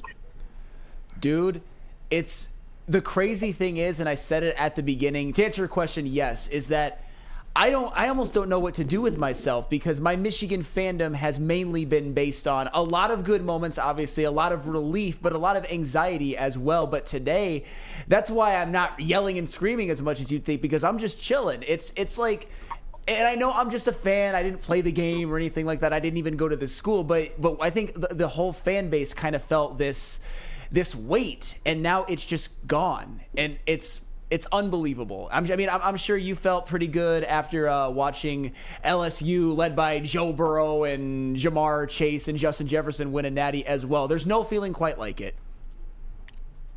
Hey, man, let me tell you, it feels great. And also, let me welcome you to the big leagues of fandom. That's fair. Let me welcome you to what it feels like to feel like you're on top of the world. Because, my man, I've been on top of the world ever since Joey Burrow put that cigar in his mouth and said, I am your daddy. Hey, that's fair. Cordell, great phone call, my man. Hey, at least you got a Heisman winner, all right? At least you got a Heisman winner. Oh, absolutely. Hey, let me leave y'all with this. Since y'all did put Washington in the ground, I want to see the Lions do the same exact thing to Matthew Stafford when we play. Let's go. I want him in dead in the ground. I want that motherfucker to leave Detroit like he ain't never coming back. Hey, I'm with you, Cordell. I hope for the same thing. Appreciate the phone call. You call back anytime. All right, let's get to more people. That was a great one, man. All great phone calls so far. Send in the next person, Brandon. Who we got Brent from Detroit. Brent from Detroit. What's on your mind, my man? Welcome to the show. Guys, I gotta tell you, there's no bigger Michigan and Detroit Lions fan than me. My wife has suffered through me buying a condo in Detroit this year because I had every expectation that the Lions and the Wolverines were going to win championships. First. Second. There you go. It's a long time coming, folks. 1997 to today was a long, dry period of Rich Rod and Brady Hoke, but Jim Harbaugh, he's proven what a great coach he is. When you talked earlier, Adam, about Jim Harbaugh's success in the NFL, #1 record percentage winning for NFL coaches in the history, Jim Harbaugh. And so I know the Chargers don't have him on their list, and hopefully we won't lose our offensive and defensive coordinators this year. But the fact of the matter is Jim Harbaugh is going to go down in history as one of the greatest coaches to coach the game of football. No other coach has been able to make that transition from college to the NFL like Jim Harbaugh did. Yeah, I mean, I'm trying to think of coaches in history who have been as successful in the NFL and college. The one that comes to my mind is Jimmy Johnson, who won a couple in Dallas and one at the University of Miami for football. But those are few and far between, because we mentioned earlier on guys like Nick Saban, who is, in my opinion, the best to ever do it in college. In the NFL, was kind of had a mediocre record. And then Urban Meyer, who obviously all-time great college football coach, goes into the NFL and is the worst coach in probably NFL history. So the fact that Jim Harbaugh is able to do both, there's a lot to be said about that, because they're completely different styles of coaching. They're completely different leagues. You got grown man in the NFL versus, up in like kids in college. I mean, kids getting molded into young men. So yes, Jim Harbaugh, especially with that national championship, is one of the best football coaches who has ever coached, and certainly in the game right now. Yeah, my prediction is that Jim Harbaugh remains at Michigan. I don't know that his quirkiness is going to fit in the NFL, and it would be in Michigan's best interest to keep that offer on the table, up it a little bit if they need to keep him at the big house next year and the years beyond, because he was talking last night as the confetti is coming down from the Raptors about how each piece of confetti has meaning behind it. And I was cracking up saying, this guy's really quirky. He's absolutely revered by his players and loved by his players. But I don't know that the NFL is ready for Jim Harbaugh again. Well, that's kind of what I've always said, that I think the NFL game might have passed him by a little bit, but at the same time, he's already had success in the NFL. At this point, I'm not thinking about Harbaugh's future as of now. I'm just going to enjoy this one, but it wouldn't shock me at all if Michigan comes back. Brent, that was a phenomenal call. Thank you so much for calling in. Kool-Aid. Who we got next? Next up, let me see here. We got Terrell. Oh, is this not? You can't just say. Is it Terrell from FL? Yeah. Terrell from FL. How you doing, Terrell? What's on your mind?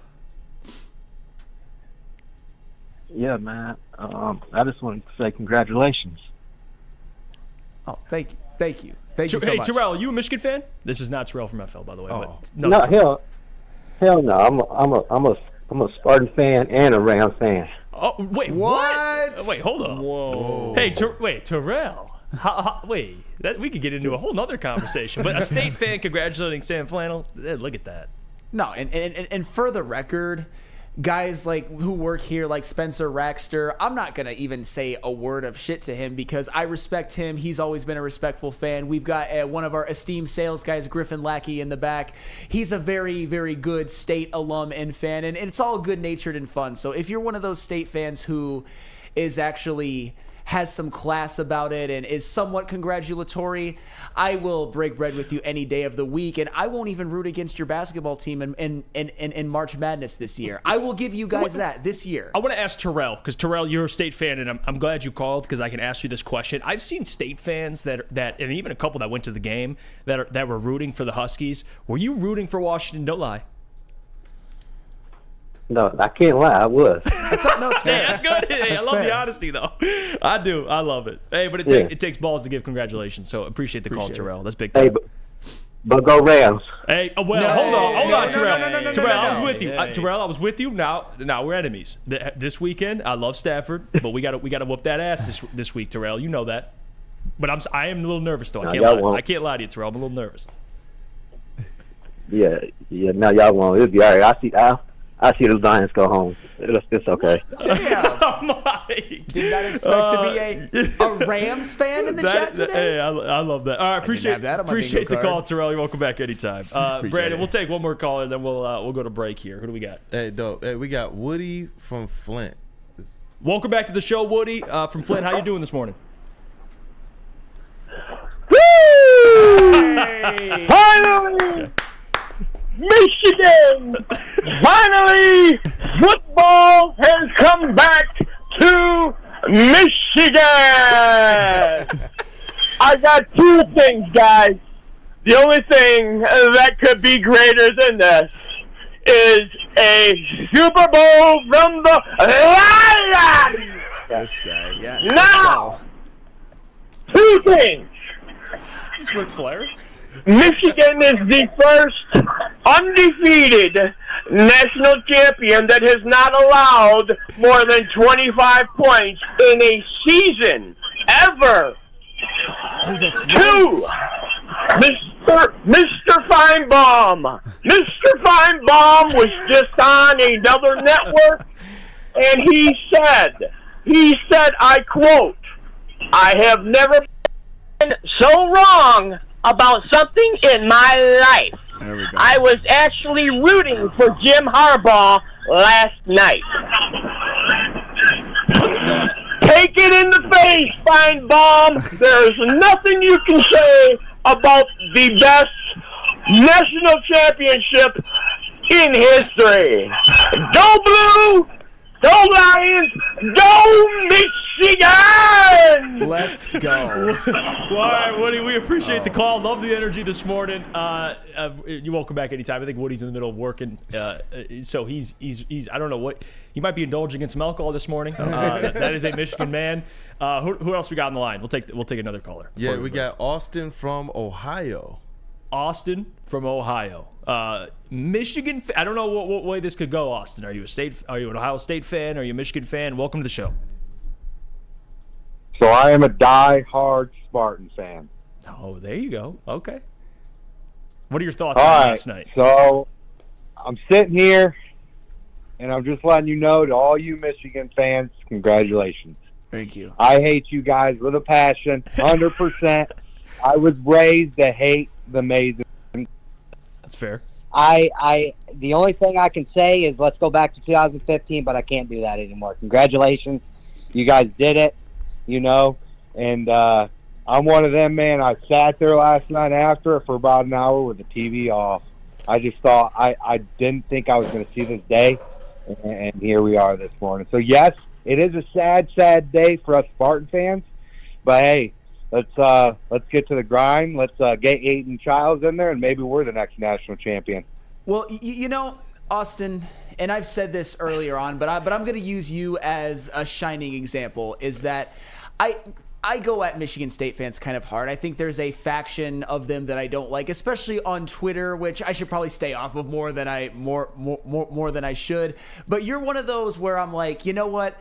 If Michigan State basketball, if they win the national championship, I'll be happy for guys like you, Austin. I won't be happy for everyone, but for guys like you, I won't even root against you guys too hard. I'm not going to say I'm going to root for you guys to win or anything like that, but if you guys do, you guys have a damn good team this year, although, Northwestern gave you an ass woman, but you seem to have righted the ship. I will at least be happy for people like you, people like Spencer Raxter, people like Griffin Lackey, and the like. So thank you so much for that call. I really appreciate your being gracious about that. That I think that goes a long way. Yes, and one more thing, diehard Lions fan like the rest of us, it's time, brothers. Yes. I mean, it's time. Yep. We waited our whole life for this game right here. This is the biggest game in Detroit Lions history. We have a shot to put Stafford down, kick him out of Detroit, and continue on. Because then it's a destiny thing, just like Hutchinson said. It's a destiny thing. We're going to win this week, then we're going to go to Dallas, and we're back in Dallas again. And it's our time to shine. Thanks for the call. Thanks for answering. You guys have a good day. Yeah, you too, Austin. Great call. And I'm with Austin there. It seems like the book's already written. Everything's being set up. It's a week of great storylines. Michigan winning the national championship. You got Lions, Rams, a potential rematch with the Cowboys in Dallas. The same stadium. We all watched the Lions win a game. It's just so poetic. This is why this job is so much fun. Kool-Aid, we got anybody else waiting, or should we just go to break here? What do you think? We can catch a break. All right, let's go to break. First, though, got to hear about our friends from Guardian Alarm. They ain't no Michigan defense. I'll tell you that, Sam. Hey, but Guardian Alarm is Pretty the good, closest thing that you can get. We love Guardian Alarm. And it's a new year, a national championship year for Michigan. And you can let Guardian Alarm offer you customized solutions from real experts. Our professional technicians take the time to recommend security and automation solutions specific to your needs. 24/7 professional monitoring. Call us anytime, day or night, and know that a Guardian team member will stay on the the phone as long as needed. Technology backed by people. Your safety and security deserves technology that's been proven to work and people have been proven to care. Call 1-800-STAY-OUT. That's 1-800-STAY-OUT. Guardian Alarm, your local security experts. At work and at home, we're there with smarter security solutions. Featuring complete automation with customized alerts and more. For over 90 years, we've been the company that's been counted on to protect what matters most, all with personalized service and care. Right now, for a limited time, receive a free video device plus free installation with a new home system. Guardian Alarm. We protect Michigan.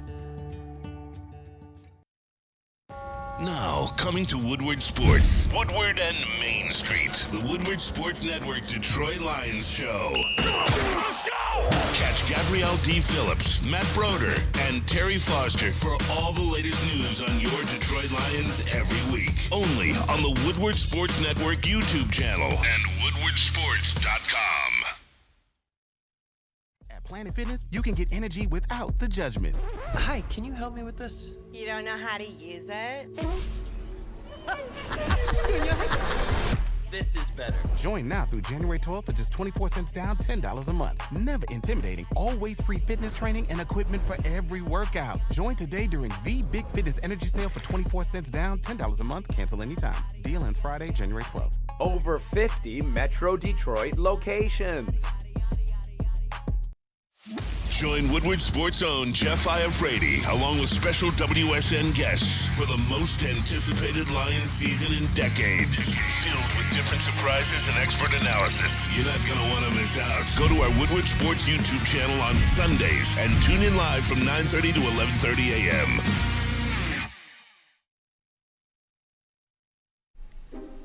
We're back. It's the Morning Woodward Show here on the Woodward Sports Network. Appreciate you guys for joining the show. If you can do us a favor, we're only about 19 away from 200 likes. Let's hit 200. Let's set the tone today on the network. It's National Championship Tuesday. Michigan, congratulations. Michigan fans, congratulations. I know Ann Arbor was just a I don't know what was going on over there. Like a riot. Oh, I got some videos from Ann Arbor. We'll play them. What's trending? What's trending? Oh, I can't wait. Sam, if you're hungry this morning, we got this for you, you know. Hey. Go blue. Bruh. I might as well, right? Yeah. Sam Flannel will indulge. He will definitely indulge. That's not real, right? No, it's not real. Okay, no. I was about to say, please tell me that's not real. All right, we got KG in the audio booth. Shout out to Kool-Aid. He had to attend some business here. He took care of the phones for us. But KG, you're a Michigan fan. You were at the watch party. Yes, sir. What are you feeling this morning, man? Talk to me. Man, I feel amazing. It's a culmination of just a long struggle, man. If anybody's been around and saw the whole Harbaugh run, at one point we was really questioning whether this guy was going to be able to take us to the top, man. And it seemed like he was pretty stubborn. He wasn't trying to like change his ways. He was rubbing people the wrong way. I think he might have even had beef with the AD at one point. But just the turnaround in this 3 years has been absolutely incredible. And I just got to give props to Jimmy H, man. He really came in here. He humbled himself, and he was able to turn this program around, hire great people around him.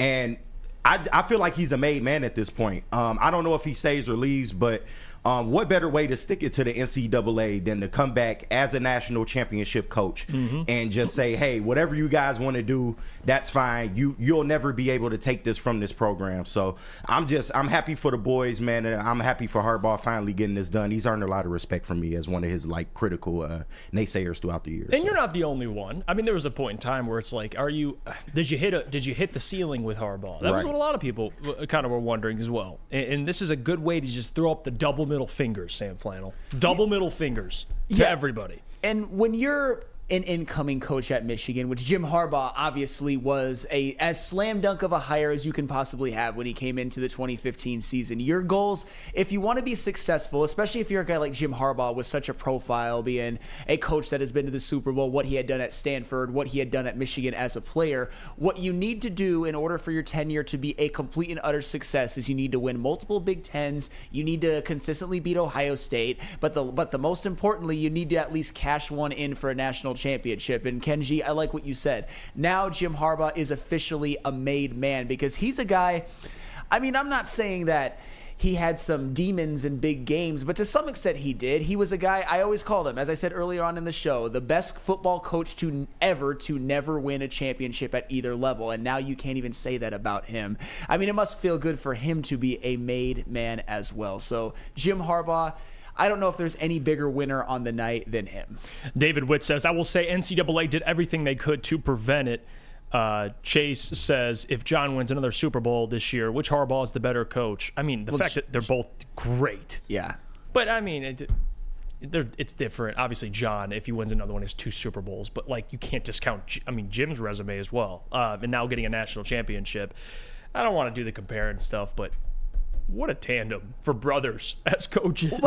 Well, that's another thing. It's crazy. Now Jim Harbaugh can say that he is as successful as a coach as John. Whether you want to, and here's the thing: if you want to say that Super Bowls mean more than national championships, I'll give it to you on that one. I'm not going to fight you, even though a Michigan national championship is the greatest sports moment I've ever witnessed for me personally. But at the same time, John Harbaugh, he hasn't done it in college. Jim Harbaugh has done it in both. And when it comes to John Harbaugh in Baltimore, and this isn't a knock on him, he's obviously a great coach. He's got to prove that he can win another one, because Baltimore, their postseason history post that championship, that the Super Bowl run in which Joe Flacco really went crazy, has been a lot of disappointing early exits. So as of right now, John and Jim, they're kind of right here in terms of rankings. You might even put Jim a little bit higher. Mike says, when is the Lions talk? Mike, this is the wrong day to ask that question. I'll tell you that. Tomorrow. We're going to get to it. We have Wednesday, Thursday, Friday, and the pregame show. Trust me, there will be plenty of Lions talk. Right now, Michigan, and I'm joking here, Mike, but they're national champions. Like, this is it's a very big day, not just for Michigan fans, but in the state of Michigan and across the United States, because those Michigan alumni, they're all over the country. So this is a huge day, and we wanted to make sure we spoke to the people on it. So yes, Lions stuff will be coming later in the week. Don't worry, we'll get to it. We will get to it. Let's see. Chase says, that's what I mean. Everyone gives Jim his flowers. John has arguably been the better coach consistently throughout his career. Sure. That's fine. Yeah. It's not a debate I really care about, to be honest with you. Jonesy says, Jim did something only 5 others have done. Win an Natty at their own school. Not only at his own school, at the school in which he was probably the best quarterback, at least to this point. I'd probably put JJ ahead of him now. The best quarterback in school history. I mean, the only one to ever be a first-round draft pick at quarterback, and the only one to ever be a Heisman finalist at the quarterback position, and then he goes on and becomes the greatest coach in school history after having a successful NFL career as a quarterback, a successful NFL career as a coach, a successful college career at schools like San Diego and Stanford. Honestly, and I know you're probably gonna say that I'm glazing Harbaugh a little bit too much, but why not? The man has had as interesting and as fulfilling of a football life as you can possibly have. So kudos to Jim Harbaugh. This is a Jim Harbaugh Appreciation Day, and it's gonna be funny. And I said this to you, Sam Flannel. I know it's probably not worth the headache, but a Sam Flannel appearance on Big The Energy. I think you deserve your flowers today. And I know what Neil Rule's going to do. He's going to open up the show, and he's going to probably troll a little bit, and then he's going to get down to it, talk Michigan, and he's going to say, what? I picked Michigan to win the football game. What do you got on me? I was on Michigan. I was high. No. And this is why I love Neil Rule, and it's going to be very funny today. The chat, you guys are going to have a blast with that. And I think D-Mac's in today. I'm not 100% certain if D-Mac's in or not. He was at the watch party, so it'll be a good perspective from him. But Neil Rule should be a lot of fun today. I think you should join the show, Sam. You deserve to talk your ish. We'll see. Maybe for like 15 minutes or so. And it's nothing against them. Dude, I'm so tired. I'm emptying the chamber on this show. So we will see. I might be able to give him a few minutes of my time, but at the end of the day, there really is nothing. Oh, one more thing. Sorry to interrupt you. No, you're good, bro. I want to say this. Michael Gentry, BMG, it's my guy. He made a bet with Neil Rule. And BMG, please confirm this in the chat. I want to make sure, again, I'm talking to you guys, the people. You're going to hold people accountable. So this is one thing that Mike told me last night. And Mike, please confirm this. He made a bet with Neil that if Michigan wins the Natty, he has to wear a Michigan gear. Oh, that's real, actually, yeah. That's real. Yeah. Neil, who did Neil give the most shit to when I didn't, live up to my bet as quickly as he liked? That would be you, Jeff. It was me. Neil Rule was on my case. Now, Neil Rule, you better show up in maize and blue from head to toe. You Pay up. Pay up. And this is where we are. The man next to him is the administrator of accountability. Will DMAC keep that same energy with Neil Rule? We shall see. That man should be wearing maize and blue. If he is not, that is up to you guys to hold him accountable. He reads the chat. So, yeah, he better be head to toe in maize and blue. I expect nothing less. Not a little free J-Mo shirt. Not a watch. I'll wear Oakland basketball. Maize and blue. That is all. Yes. I just want to make that clear. The people know. All of you tuning in, hold him accountable. You absolutely should hold him accountable. And by the way, and I'm ashamed that I didn't get to him a little bit earlier. Shout out to Big Mike Gentry as well. Another one of the big Michigan fans at this network. It was good to see him on BDE yesterday, healthy and back. Just glad to see he was well, and I hope he enjoyed watching the game. Wherever you were at, BMG, I'm glad. I hope you enjoyed it. And it was funny because we actually shared a couple of texts back and forth. I'm not going to reveal them on air because we were kind of talking ish about one Michigan player in particular that we're not too keen on. I'll let you guys know off air, but today is not a time to say anything bad about any Michigan player. Let's head to break. When we come back, we'll get to what's trending with JB. JB's got some videos from Ann Arbor. I can't wait to see this. Wild things that happen in Ann Arbor. Oh, I can't wait. We'll get to that when we come back. But first, Michigan fans may be indulging in some of that dispo today. Hey, celebratory dispo. Celebratory dispo, 100%. How could you not celebrate in some dispo today? Start the new year lifted. Visit Dispo Dispensary today for exclusive new deals. Experience Dispo Dispensary, a team that curates an unbelievable atmosphere, mixed with fresh inventory from Michigan's largest variety of products. Come through our stores or order on Dispo Dash today. New year, new deals, same plug. Dispo Dispensary, disposhops.com, your local cannabis plug. Brace yourselves, Detroit. As the sun begins to set, two of Woodward Sports' brightest young stars will be taking the mic for a brand new show. Woodward Nights with Broder and Broder. The dog days in Detroit are over, and the boys are unleashed. Join in on the banter and hop on the bandwagon of the #1 night show on the internet. Tune into the Woodward Sports YouTube channel every weeknight from 8 to 10 p.m. Woodward Nights with Broder and Broder. Planet Fitness, you can get energy without the judgment. Hi, can you help me with this? You don't know how to use it? This is better. Join now through January 12th for just 24 cents down, $10 a month. Never intimidating, always free fitness training and equipment for every workout. Join today during the Big Fitness Energy Sale for 24 cents down, $10 a month, cancel anytime. Deal ends Friday, January 12th. Over 50 Metro Detroit locations. Woodward Sports' own Tom Mazaway and Sam Stick Day will be hosting our Lions postgame show after every Lions game all season long. Tune into the Woodward Sports YouTube channel for his hot off the press takes, game analysis, and Kool-Aid sipping celebrations. You won't want to miss it. Join Maz, Stick, and special guests each week immediately following every Lions game, exclusively on the WSN YouTube channel. Mark White. Dreaming of a new home but feeling the financial pinch? Mark White & Associates, your trusted real estate experts, are here to help. Mark White and his team will pay up to $5,000 of your closing costs. That's right, I said $5,000. Call Mark White & Associates today at 248-290-8242 or visit them at markwhitesales.com. Again, call Mark White today at 248-290-8242 to make your dreams come true. We're back. It's the Morning Woodward Show here on the Woodward Sports Network. Thank you guys for tuning into the show. Someone just tried walking into the studio. Hit him with no, I wouldn't do that if I were you. Let's go to JB. I don't know why. I haven't watched a lot of I'm rewatching Sopranos lately. I don't know what's gotten into me now. I don't know. I'm a little more aggressive. But JB, what do we got for today? Check your watches, check your clocks. It's time. It's that Tommy DeVito in you. That hey, I wouldn't do that. Don't do that. But before I get into that, we have a text message from a very Neil Rule. He's giving us an update for today. So I don't know. I can't make it in today, you guys. Holiday. It's a holiday, so I'm not too sure if we'll be seeing Neil Rule today, but holiday. Well, it's a holiday. To be fair, I'm not going to hide behind it. I sent that to JB. He sent me that text, so I'm not even going to hide that. It was me. I shared that text. But hey, I mean, can't run away from this one, Neil. I think he'll be in. I think he was just Oh, trolling. yeah, he'll I just be love in. how he put holiday little quotations. Oh, that's funny. Yeah, that's hilarious. Hopefully he's in today, and as you said, head to toe in maize and blue as the bet goes. But no question. Like I said, there was a lot of things going on around Ann Arbor last night right after the win. So this is a Chrysler Arena. As you know, Mr. Brightside, the entire audience. How do you not get goosebumps? That is crazy. There's that, and then also, I know Broder said this earlier, but yeah, the ones that were burning some couches. Yeah, they were burning some couches too.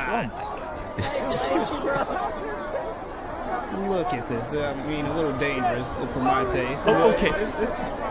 Yeah.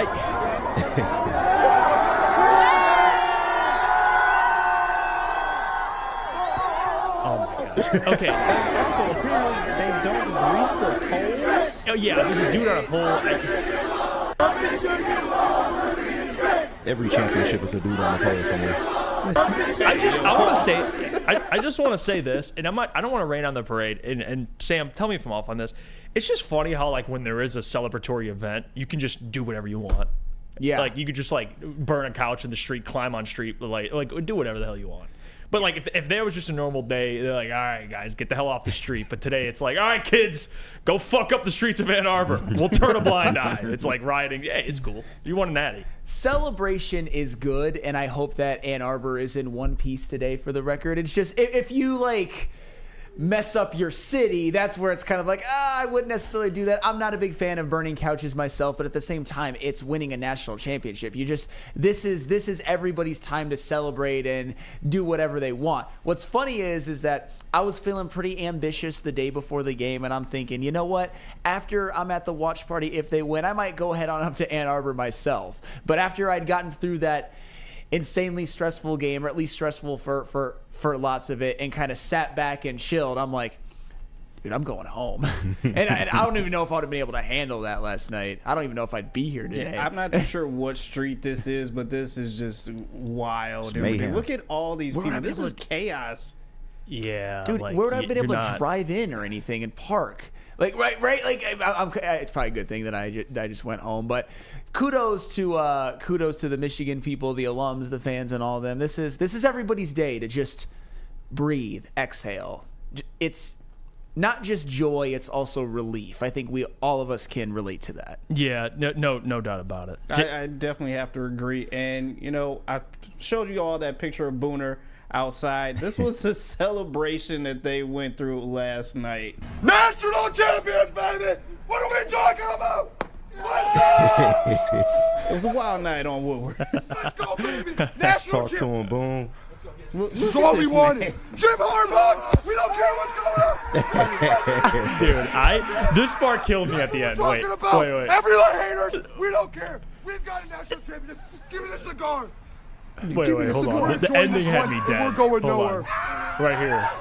Let's go. Wait. Right here. He looked like he was about to gag, bro. You see that?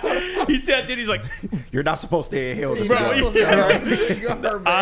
love Booner, dude. Shout out Booner. He man. is a character. He really is. On the street, A-Dis says on the streets of Birmingham. Yeah, that is funny. At the end, man, like, oh, something's coming up here. Is it the champagne? Is it the cigar? I mean, I've never seen Booner smoke a stogie. So hey, Booner, enjoy it. And he even had Nick and Sam on the celebration too. Yeah, no, it was.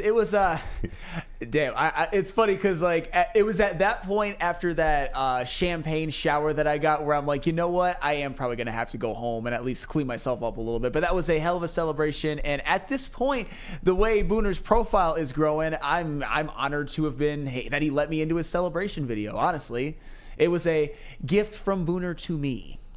That man is blowing up. Yeah, no doubt about it. I definitely have to agree, and I have to congratulate you guys one more time as well too. Congratulations to the Michigan Wolverines, Sam, all the Michigan fans out here working here at Woodward as well too.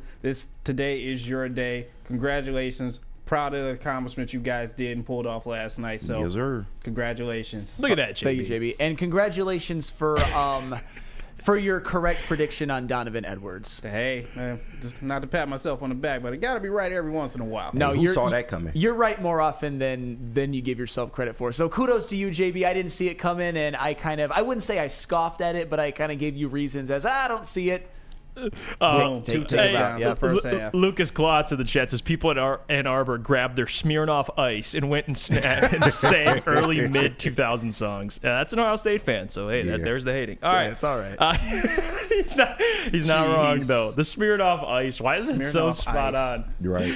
That's funny. All right, we're gonna go to break. We come back. Get your questions ready. We'll get to mailbag. We'll try to answer as many as we can here. You're tuning into the Morning Woodward Show here on the Woodward Sports Network. You got to hear about our friends from Lady Jane's. Lady Jane's Haircuts for Men. You know where I go to get my A+ haircuts from the A+ stylist. I'm feeling a little shaggy right now, but I think I might keep the long hair. But if you need a haircut, come to Lady Jane's Haircuts for Men for an award-winning haircut experience. Register to win a trip of your dreams and all expenses paid suite for the 2024 NCAA tournament. That's right, no expense spared for you and 5 of your best buds. Lady Jane's Haircuts for Men open 7 days a week. Walk in anytime. It's wicked awesome.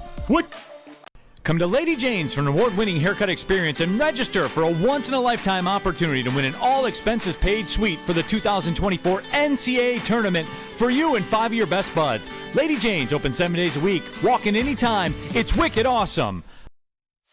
Join Woodward Sports' own Jeff Iafrate, along with special WSN guests for the most anticipated Lions season in decades. Filled with different surprises and expert analysis. You're not going to want to miss out. Go to our Woodward Sports YouTube channel on Sundays and tune in live from 9:30 to 11:30 a.m.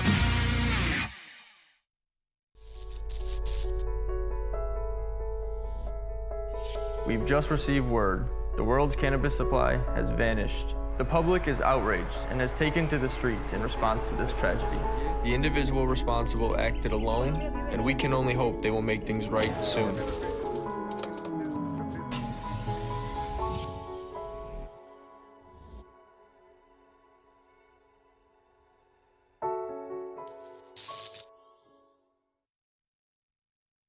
What happens when you run a great business for over 50 years? Well, you expand and offer more products to more people. That's exactly what Les Stanford did and has been doing by adding Les Stanford Buick GMC, the same great service that customers have come to know and trust on Woodward Avenue, just south of 9 Mile. Check out Les Stanford in Dearborn today and find the brand you want at lesstanford.com. Mailbag time, Morning Woodward Show here on the Woodward Sports Network. Dr. Detroit says, you want some comedy, go troll on some Buckeye streams. Look how desperate they are these days. It's unreal. Roger says, ask Klotz, how is it possible that Blow SU only scores 3 points in a bowl game? F the Suckeyes. Hey. Wow, Klotz catching strays. And the thing is obviously they didn't play Maserati Marv. They didn't play Kyle McCord. He had already transferred. But OSU, we've all seen that in their prime years, they would have been able to step up. They had quarterbacks waiting in the wings. And obviously they're just not. Ryan Day is kind of in the process of burning that program down. I know they're still winning some games, but it's not up to their standard. And I don't mind it because I had to be on the other end of it for many, many years. Let's read this one. Cy Gray, mailbag should have been co-MVPs on both sides of the ball. Blake Corum and Donovan Edwards for the offense, Will Johnson and Mike Sanderstill for the defense. Because I think there's certainly an argument, although Blake Corum, I mean, he's the workhorse. He, again, got a majority, over double the carries that Donovan got, and he had over 100 yards, 2 TDs, got one late.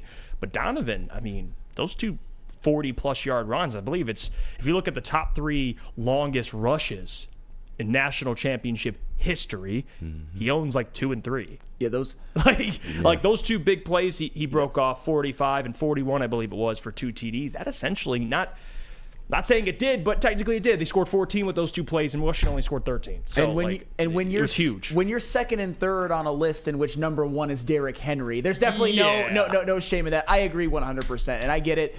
Blake Corum obviously carried more of the load, but Donovan Edwards started out the scoring. He was the one that really set the table. He was the one that had the explosive plays to put Michigan ahead, a lead that they would never relinquish. So, and obviously Sanderstill and Will Johnson on the defensive side of the ball. You can't say enough about those guys. The job that they did all day against Washington's receiving core, and the fact that they were able to make a couple of big-time interceptions.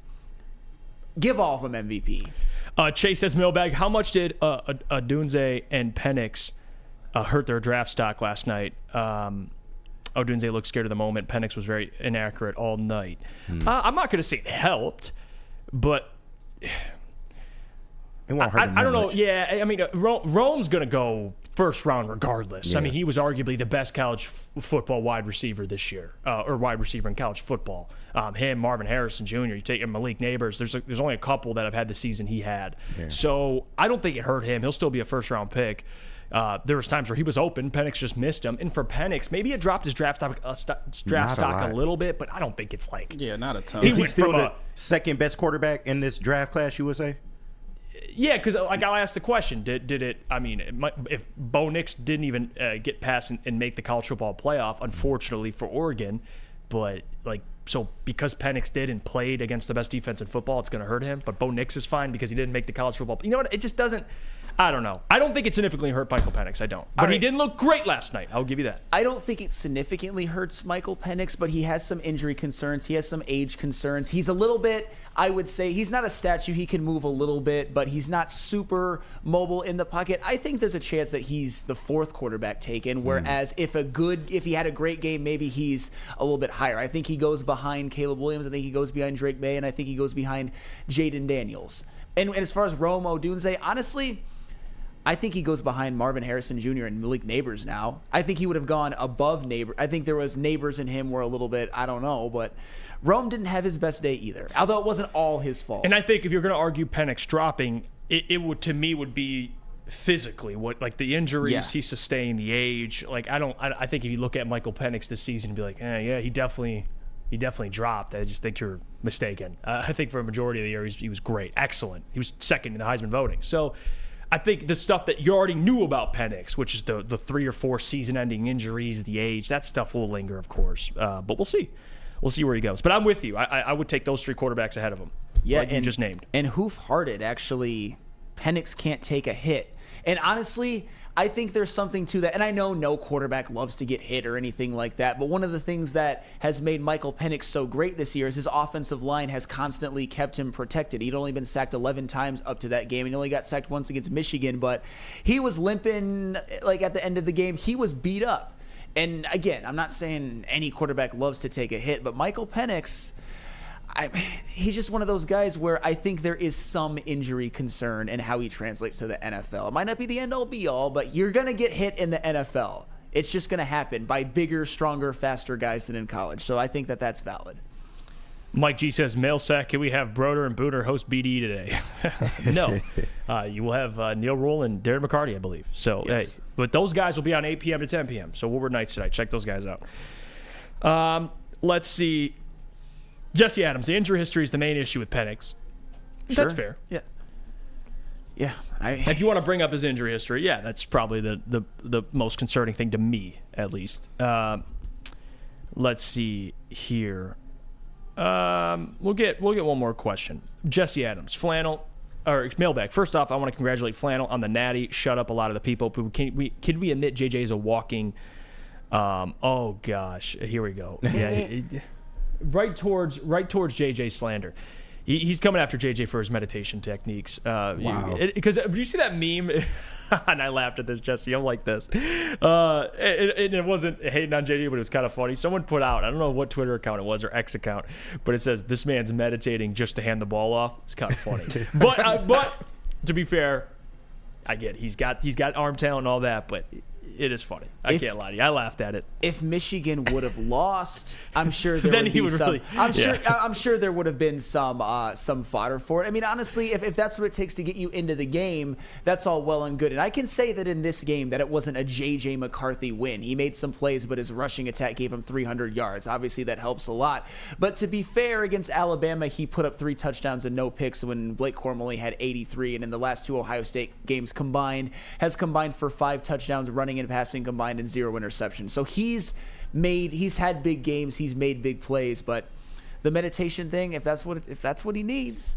And you can also call him right now the greatest quarterback in the history of Michigan football. Yeah, as a Michigan and again, guy. I'm all for meditation. Like I think a lot of athletes that utilize that, it's very important. Like the fact that JJ understands that at a young age, like dude, awesome. Yeah. I mean, me and him are right around the same age, and he gets that, and he has to get his mind right.